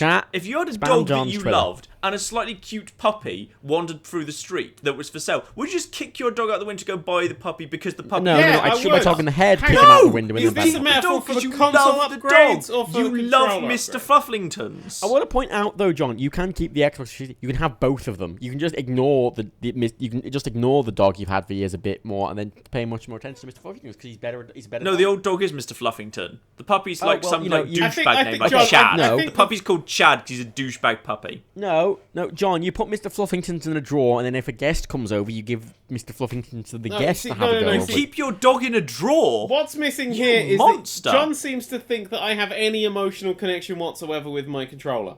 I have emotional connection ever since I saw the original. Well, since I've seen all the Toy Stories, basically I now have a sentimental, emotional connection to everything. And anytime I throw anything away, I feel bad because I suspect it's kind of going to be sad that I abandoned it. Okay, I like to hit things. Toy Stories left me emotionally crippled. Interesting. Jesus, John. Pretty much. I hoard everything. Okay, buy an Elite controller. I'll buy an Elite controller. I mean, we got you to buy a Vive. We can get you to. Fucking love the Vive. I haven't talked about VR for a little while, but I'm fucking loving VR. Very few things have come out for it. Well, there's a really. I was saying this on my own live stream. The other day. Yeah, I was there. 3 other people were. Look, look, there were 70 people there. It was 3 a.m. I didn't have Twitter. It was okay for a turnout. Were you just playing The Sims again? No, I was playing shit simulators. I played War Truck Simulator. Nice. Yeah. I played that today. It's for a video for next week. Hot damn. Did you have the wonderful thing where one of the languages is locked? I didn't try. When you first boot that game up, the first screen has a list of languages, and for some reason, Portuguese is just covered up with the word locked. Oh yeah, no, I had that. Why is I don't. Like, you have to complete the game in a different language to unlock you have Portuguese. the DLC. That's the Portuguese DLC. It's weird. They have Turkish as well, not like it says they have Turkish, but not like French. That game says, "Hey, maybe we shouldn't go over this bridge." And I went over a bridge, and the bridge just didn't exist, and I fell straight through it. Oh god, I played it for ages and ages and ages. Like kind of driving. Then it bugged out and I fell in a thing, and then when you're dead, and it made me start the whole level. So I got to the level where you start getting bombed by stuff, and I don't want to spoil too much, but basically that level just kept throwing me into space. And in space, it plays some sort of weird victory music. Oh. And I hit one guy and he went off into space. Basically, that game is bugged up the arse in that video. I recorded that earlier today. I've got to edit that later. It was hilarious. See, I had a bit where I was driving along and there was a bit where it's like, oh, it's an ambush. Oh, drive past them quickly. And I just, GTA just drove into them. And knocked one of them over. The other guy apparently was indestructible and wouldn't fall over. Completely random. What I really like is their bullets can't damage you. So you can stand there being shot by like 15 different dudes and it just does nothing. Mm. No, their bullets killed me. Oh, they didn't kill me. I also super really like the fact that you're just driving around and trees are just falling over as you're driving. For literally like no really different looking trees. It's amazing. Oh, so good. Anyway, right. When I was talking about that, I was talking about how VR is starting to get a few games which are like proper tools. Yeah. Where because VR is very much a toy right now. That's what it is. It's just it's a very good toy, but it's. I like it. Yeah, it is. It's going to need to figure out a way to handle things like big things, motion, big worlds, etc. But can I say something? I kind of hope it doesn't, because seriously, just more stuff like Job Simulator, more interactive plays. I am so absolutely down like right now. The best stuff is where it stays small and focused. Yeah, absolutely. But at some point, it's going to need to figure out a way to do something bigger because that's what people expect. And if you're going to be charging the premium for hard and software that VR does, people are going to want bigger, more ambitious games sooner or later. I played. Otherwise, you're paying a very heavy premium for very small, narrow here's projects. Here's the thing, right? I went and got like fucking loads of VR press keys recently. Thanks, Matt, by the way. Dear VR devs, fucking hell, you're shit at marketing. What's a press kit? Never heard of it. The amount of people I had to add on fucking Steam to get a goddamn code. Oh, fucking hell. Right, anyway. One of these games is Soundstage, called Soundstage. And it's a proper tool. Oh, Christ, I've seen footage of this. It looks so confusing. Soundstage is a musical kind of programming thing. It's for electronic music. It's the idea in that you have a big thing of tools, and you can go, okay, I want to get a drum pad, an electronic drum pad, drag it out, and you can make it whatever size you want. And they're going to plug that into a sampler, which, and then you can choose a bunch of samples, like different drum sounds, plug it into the output, grab a speaker, put a speaker, plug it into the speaker. And then when you tap the drum, it'll make that specific sound you plugged into it. And there's a lot more advanced stuff. There's different keyboards, there's maracas, you can set samples, and you can loop things, and you can put them in and it's a proper music creation tool that does things a lot differently to how you would do. I mean, you can do that in software already, but it's such a different way of doing it that I think people can actually use it to create proper music, because it's got a proper recorder and everything built in. I'm trying to find any footage of it that doesn't have some twat in the bottom corner. Oh, you'll struggle for that for VR. It's very confusing looking. It's one of those games you have to have a mess with, but it's not something I really enjoyed because I'm not an electronic. I like my kind of more, You're warm. Thing. I don't want to say real music because that makes it condescending. When I say real, I mean actually played on a physical acoustic instrument, as opposed to electronic samples. But it's a really cool tool, and I'm excited to see more stuff like this that it makes it a bit more legit. Yeah, I guess. And I'm waiting very excitedly for a proper drum simulation. There's 2 drum games out for Vive right now. Both of them are shit. They're really basic. It's the whole idea of you hit the drum, and depending on how hard you hit it, it changes the volume of the one sample it plays. Nice. I'm waiting for a proper thing like Soundstage where you can choose any kind of drum and any cymbal and whatever and change their size, and it properly simulates the sound physics. And you can use different brushes and because... I've always wanted to learn the drums. And in England, I mean, most people live in apartments or terrace housing, so drums are impractical, size-wise and noise-wise. I just don't see how drums are going to work, because aren't you going to have the problem where you don't have the feedback where you should feel resistance? Like, you only hit a drum to particular, like, with a particular force, because you know the drum is going to stop your hand going any further. Yeah, that is an issue people have brought up, and it's not going to be replacing an actual drum, but it's going to be the closest you can get. Because I would have thought any percussive instrument would be quite difficult to do through VR, because, like, the whole point is you've got the weight you put behind your swing is predicated on the idea that something's going to stop that, and it's not just going to keep going. Yeah. Well, no, but even then, you can account for that. Yeah, but I think you can need account some for that. form of force feedback eventually. You do. I think you do. I think it's something we're going to work on. I've just got an update on my phone I'd like to read to you. This shows the low standards of the BBC, right? Listen to the grammar of this sentence. Theresa May becomes British Prime Minister. May becomes? Seriously? Like, is she or is she not? Guys, seriously, that is bad grammar. Oh, bad grammar. But no, I know that's an issue, but it's one of those things where it's like, you know, you can say the same for electronic drum kits where you don't have the, you can't do the softness like you can in a real drum kit. There's always going to be downsides to not actually having a real physical thing there or the exact thing you're trying to emulate. But for some, like, if I was trying to do brushes on it, right, if I was, you know, that, you could do that. You can do slow. I mean, it's not going to be the same, but for me, it would be great. For someone who kind of wants to learn it, and it's an amateur thing, you know, and that's what I'd like. Because then I wouldn't have to buy a drum kit, and it'd be, you know, because you can't do brushes. You can't use a brush in an electronic drum kit or anything like that. And it's something I'm excited to have some stuff like that. Yeah. Proper tools. Interesting even things. if not. Yeah, because like you say about the hitting thing, but like GarageBand, like Apple's GarageBand has a drum thing built in where you can set beats and it does it all automatically. You can move them around and do that. And obviously it's not equivalent, but for an amateur, it's fine just to get a basic backing beat. And you know, this virtual thing could teach people the basics of drumming, and be able to do stuff like, as I say, brushes, differently in soft stuff. Winky face. And there's very little like that. You know, I've tried a bunch of these VR games. Interestingly, with VR games, you don't have to go through Greenlight. Yeah, you can skip it, can't you? Yeah, Valve has a thing where if you email them, be like, "Hey, I've got a VR game," and they'll actually test it and make sure it runs. Like they should do for every game. Yeah, and then but VR is going to be good fun for everyone if they start. I don't know. I mean, to be perfectly honest, I generally boot up the same thing. I boot up the Space Pirate Trainer and get half an hour exercise of that each day because that's nuts. Yeah, I'm a big fan of Audio Shield. We're gonna wrap this up now because we've been doing our 2 hours. You know, we have been gone for three weeks, so we could go on. I physically can't go on because my voice is quickly dying. do the headlines. Do the headlines. Let's do the news, John. John, you got the headlines. Yes.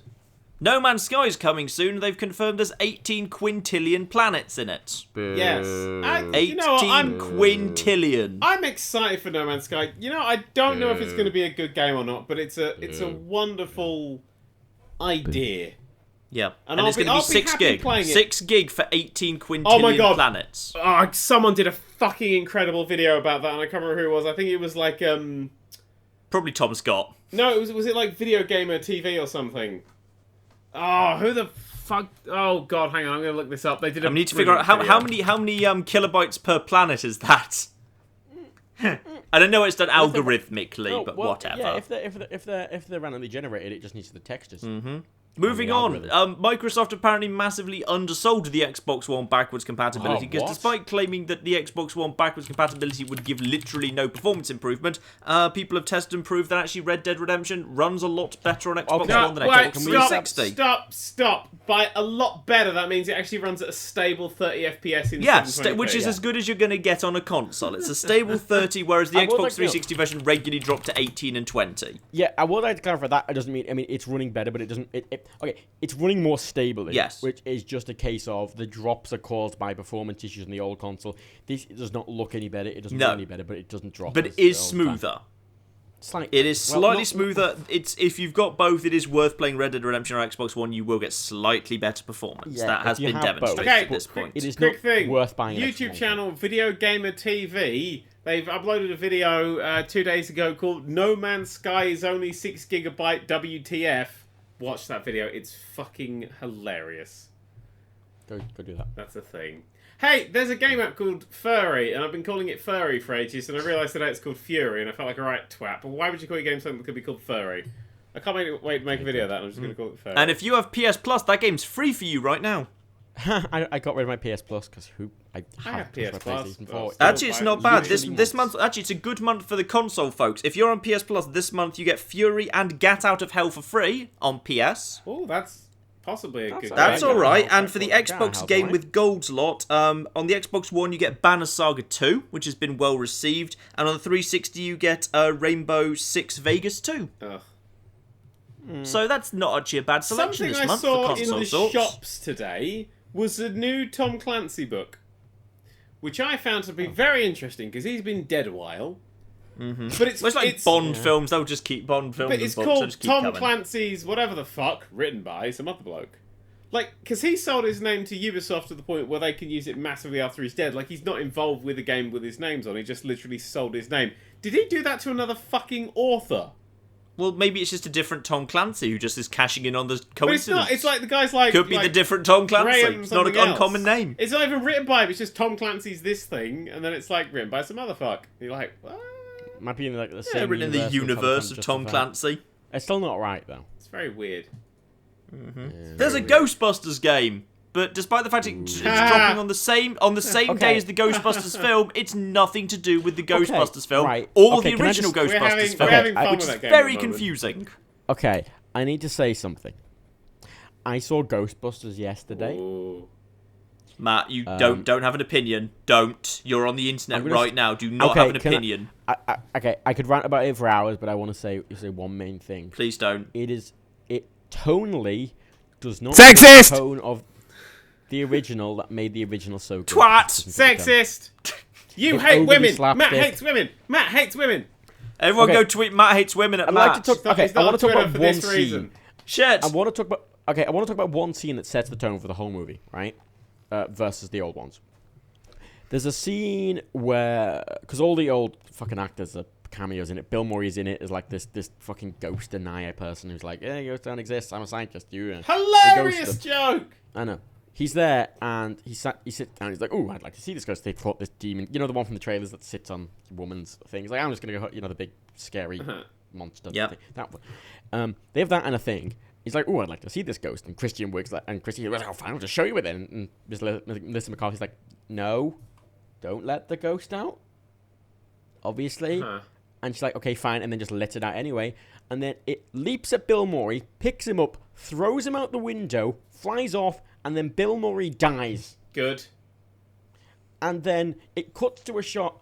And then it cuts to a shot of them going, oh, but kind of awkward, like not sound like a hilarious, ooh, that was an awkward situation. Yeah. Mm-hmm. And then it cuts to them outside with the police surrounding them, and then sort of like having a little jostly bicker going, oh, it was a ghost, and they're like, and no, it was a ghost. Oh, right. Who threw him out? A ghost, right? Okay, and then it cuts and never mentions it again. Good. Those were terrible police officers. That sets the tone for that whole fucking movie. That fucking slapstick. I don't want to see the new Ghostbusters, and I don't particularly care for it because one, I hate women, but two, I don't like the originals. That's fair. I just don't like them. Fair enough. You might like this. You might like this if you don't like the originals. I've not seen anyone with the thing. Because I watched them, I was like, oh, that was not great. I mean, if you don't like the originals, you might like this one. Might do actually, yeah. But I mean, the thing I'm really interested in playing is the game because Polygon gave the game 2 out of 10. Their review. Yeah, I'm going to play it this weekend. Positive. I've got a review code. It looks not good. How did you get a fucking review code? We've been trying to get a review code for a while.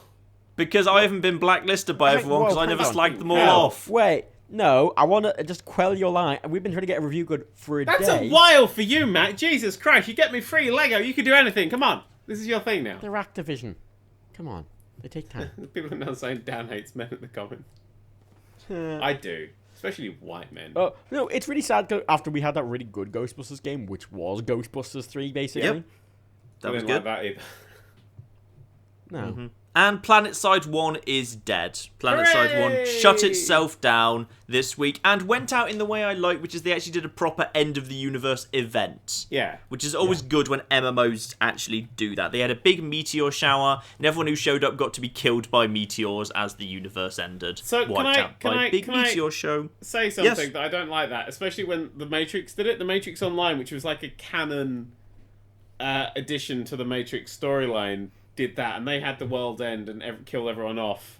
But they did it. I love the way the Matrix line, because when maybe they did it badly in some of the single player bits, but in the PvP areas, without telling anyone, they just modified everyone's weapons to be one-hit kill permadeath. So everyone slaughtered everyone else. Yeah. Plus the sky was all weird and agent-y, and it went kind of weird. But the thing is, then they were like, "Oh, the machines win," and that's like the canon end of the Matrix series. So, from an MMO like silly point of view, I'm down with that. I think that's a fun way to go out. But in a sort of you're trying to tell a story. Meanwhile, Star Wars Galaxy ended with a big fireworks display, and they declared winners region by region, depending on how many people of each faction were in each region. They actually declared who won. Aww. Though sadly, history does not record who actually did win. I could not find this out. Aww. I went digging to try and find out who actually won Star Wars Galaxy, and though I've read from various sources they confirm region by region who did, no one actually tabulated the results. So it is lost to history. Tabulated? That's a good word. As in fact is who won the Matrix Online, because in the PvP servers, one person must have been left that the admins had to kill themselves, but history does not record who that individual was. Aww. Sorry, I just noticed something. For that new Ghostbusters game? Yeah. Right. First of all, it's £32 on Steam. Yeah, and it's like a crappy party game as well. It's like a little multi-game. Co-op twin stick. Okay, can I just point something out about it? Right, you level up your characters as you play, so your characters will level up as you play. But the AI levels don't save between levels, so there are 10 levels. When you finish a level, only the characters you're playing as actually carry on and get better, which means the game it's harder the less people that are playing because the side characters never level up. Nice. Yeah. They only level up temporarily. Okay. But unless, of course, you push start and bring them all into the world just before you beat the boss, and then they'll actually keep their levels, and then you kick everybody off again. Anyway, first of all, it is, that price is what a AAA game is. I mean, that's like the price of the Witcher 3 it's like 4-hour twin-stick shooter ridiculous. with one mechanic. Secondly, what I just noticed is there is a DLC pack of skins for the classic suit pack, which is £3.50. Yeah. Which is, in my opinion, what the game is worth. Well, because the game doesn't even feature any of the characters. It's 2 random women and 2 random blokes. Yeah, which is a travesty because they had the Extreme Ghostbusters just sitting off to the side, not doing anything. Make a game of the Extreme Ghostbusters. It was good. Extreme Ghostbusters was good. It was a cartoon series. One of the women in this game though looks like one of the ones from the new one. Possibly, but all women look alike, don't they, Matt? Also, it's weird that they've basically just made the Heavy from TF2 as well. Yeah, it really bugs. I mean, also bugged me that everyone's saying, "Oh, there's female Ghostbusters on there." There were already female Ghostbusters. There was a woman in the Extreme Ghostbusters. God, noobs. Talking of the Heavy, Brock Lesnar kicked the shit out of some twat. Well, did you watch the match? No, see, I'm not a fan of actual beating people up. It wasn't really kicking the shit. They just sort of were on the ground. Well, yeah, but that's Lesnar's an actual wrestler. He knows how to actually win it. I know. I mean, it wasn't like he kicked the shit out of him. He didn't knock him out or anything. It was 3 rounds. Yeah, but Brock Lesnar, professional wrestler, beat one of the guys who are in the top 10. He did win in the UFC. Yeah. Which I just. I mean, he was UFC heavyweight champion. I just love that Brock Lesnar's like this fucking missing link. Oh my god! Did you see that a few days ago there was the announcement that WWE has bought the UFC for $4 billion, and I was like, what? Oh. And everyone was like, what? But it was actually a typo. It was like the WRE or something, which is not the WWE. Which I thought that would have been amazing. But I was watching it, and in the third fight, Lesnar had him pinned on the ground, and they just sort of punch each other in the face a lot. Yeah. And it's funny because you get very used to WWE punches where they're these ridiculously over-the-top things that don't do much. While actual punches, you don't even need much of a distance to really fucking hurt someone with an actual punch, especially if you're fucking grilled like that. So he's just punching him in the head, like this skull. And his skull's bouncing back and forth, and I'm sat there going, is he dying? He looks like he's dying. It made me very uncomfortable. Yeah, that's why I don't want to watch that thing. I believe it was the largest ever guaranteed pot for a professional fight for Brock Lesnar. It was $2.5 million whether he won or lost. Oh. Was his fee. So quick note, I've just found something on Steam. I was looking in the Steam recent reviews. This looks like a new game that's released on Steam that they have put a minus 3% off sale on so they can get in the sale section. Nice. Well done. A 3% off a £2 game. Wow. So it's now, $159. So instead of $159, it's $155. Fuck me. Nice. Very good. I do like that Five Nights at Freddy's picture that they've got going on there on the side. Oh, good. It's a Five Nights at Freddy's knockoff. Lovely. It's pretty. Where? What? On the front page, and like the sales at the time. Oh, yeah, because they have actual Five Nights at Freddy's. Yeah, that's actually in a bundle at the moment or something. Okay, right. I just have a question to ask. I want to wrap up with this question, because are we out of news now? John? I was going to just flag the existence, which I think is quite interesting, of Event Zero. If anyone saw that today, it kind of did the rounds on the media. A game where you basically, the entire gameplay is talking to an AI and trying to convince it not to murder you and let you go back to Earth because you're just trapped in a spaceship with an AI and you have to communicate and negotiate with it to survive and get back to Earth. That sounds really I think cool. it's quite a fun idea. Out in September. Okay. Fallout New Vegas is Lonesome Road ending. Go on, Dan. Right, so there's top sellers on Steam. Stellars on Steam.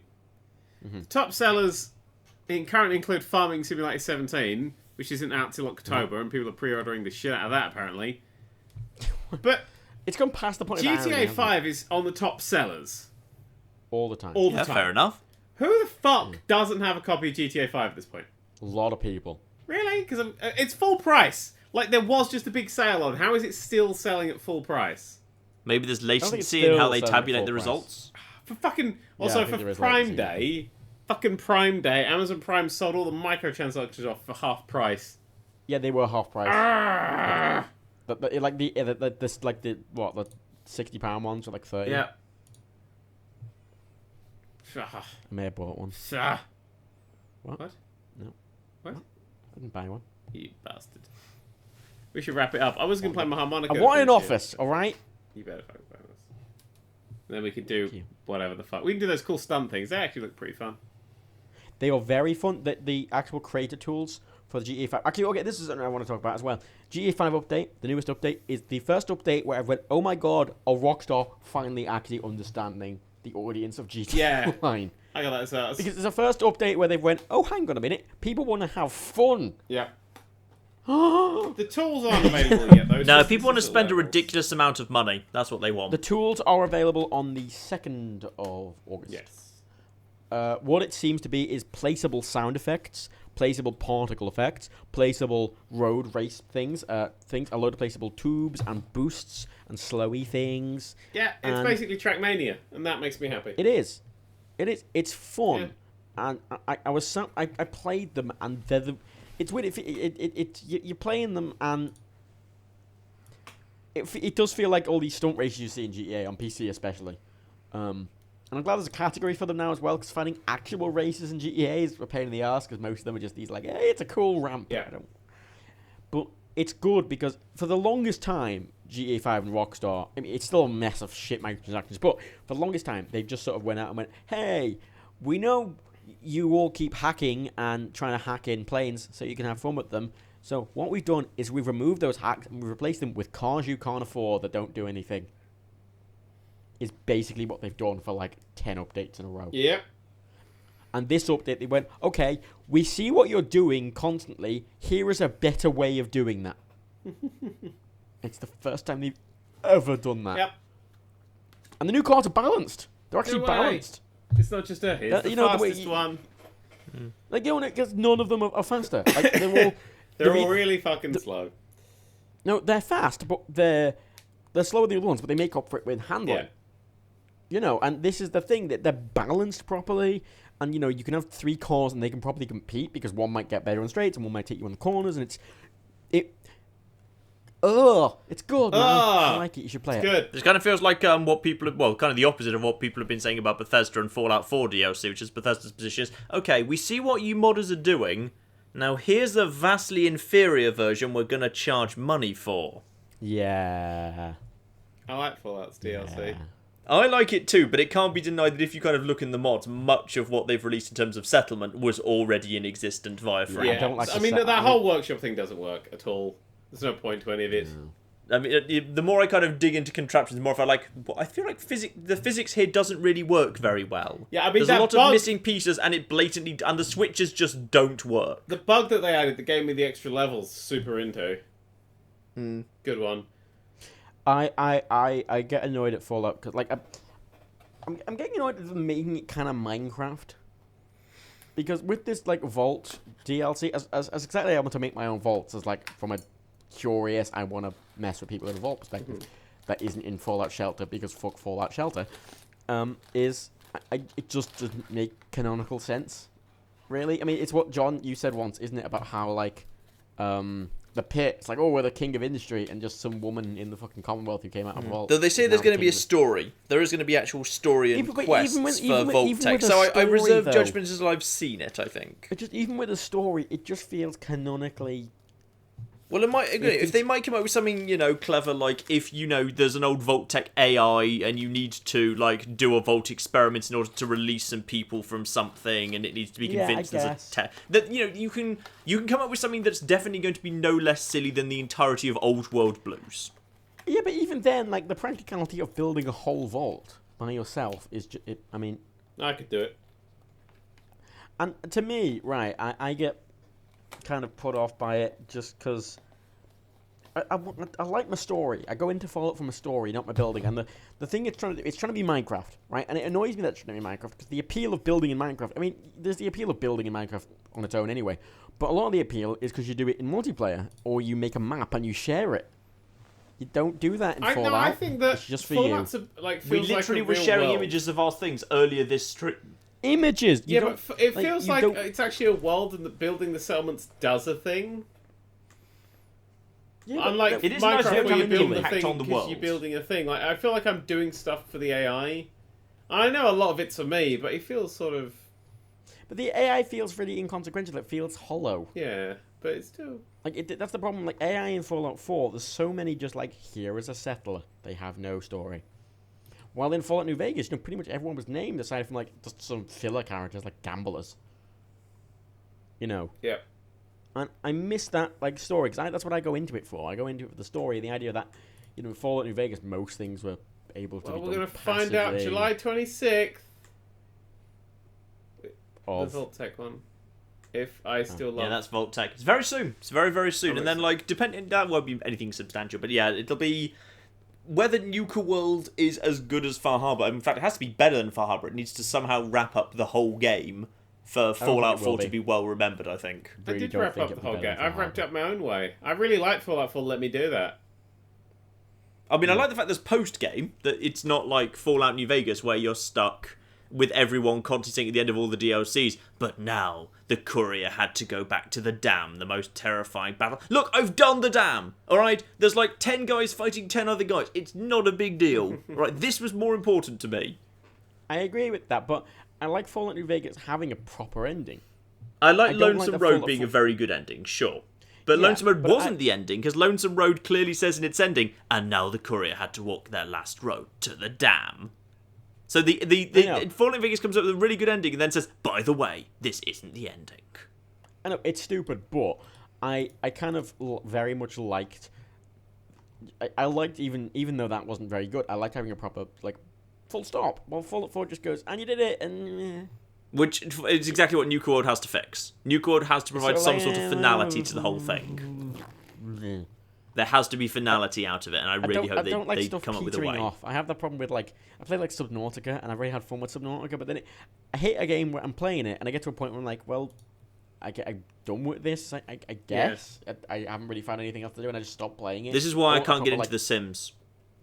Yeah.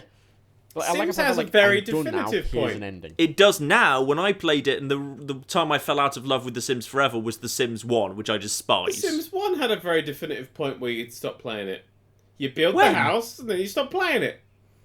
Yeah. Simple. I didn't even build a house. The way I did the fucking live stream, like whenever I do a stream of Sims 3, the rare time I do one, it's like, oh, I have loads of fun building like characters, and I spend 6 hours doing it, and then I get into the game, it's like, Yep. guess I'll just make them kiss, and then that's just done. And leave. Yeah, there's nothing else to do, and everyone's like, "Oh, you should make do this." I'm like, "It's really boring." Yep. Like I made Rick and Morty, and I bought like a Into the Future pack to like go into the future with Rick and Morty. I was doing it. I was like, "This is really boring." Yeah. Anyway, speaking of really boring, we should wrap this up because I need to go and be boring. The cheek of you. That seems fair. 2.5 hours after we've been away for a couple of weeks. That's a good result. Yeah, well done, everybody. High fives. Matt with the guitar solo. We should do the outro. Do the outro with a harmonica or a guitar. I'll do vocals. Okay. Oh my god. Okay. Okay. Just do the Nerd³ outro. We'll end on that. Okay. I'll count us. Are you ready? Are you ready? You've got the harmonica? Yeah. I don't. Okay. I'm Rebecca style, but I'm going to pretend. What? Rebecca you style. don't? No, I don't have it. She literally Yeah, took it Rebecca. away. Okay, you're going to have to... Okay, improvise a harmonica. I will. Ready? Alright, 3. Wait, two. no. I'm going to call What? us in. Jesus. Oh, sorry. We are the Nerd³ Podcats. 1, 2, 3, 4.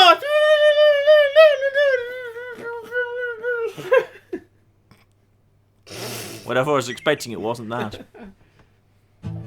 Matt, can you provide the instrumental for the Nerd³ outro? Yeah, Matt, play us out. What? Play us out. The outro, the Nerd³ outro. Can Yeah. you do the Nerd³ outro? You want me to do the rap song? Yes. You know, Yeah, alright. Yes.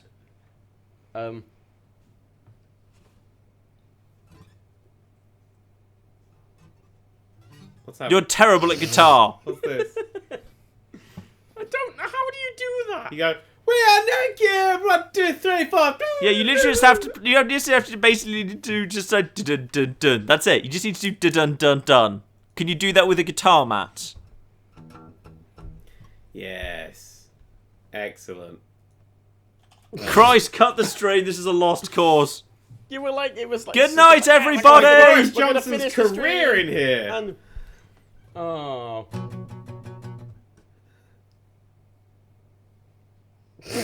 Did you actually cut the stream yet? Goodbye now. Oh god, he's cut himself. Oh God. Goodbye. Goodbye. Say goodbye. No. Good night, everybody. I refuse. Edit earlier when it was still funny. So probably about 6 minutes in.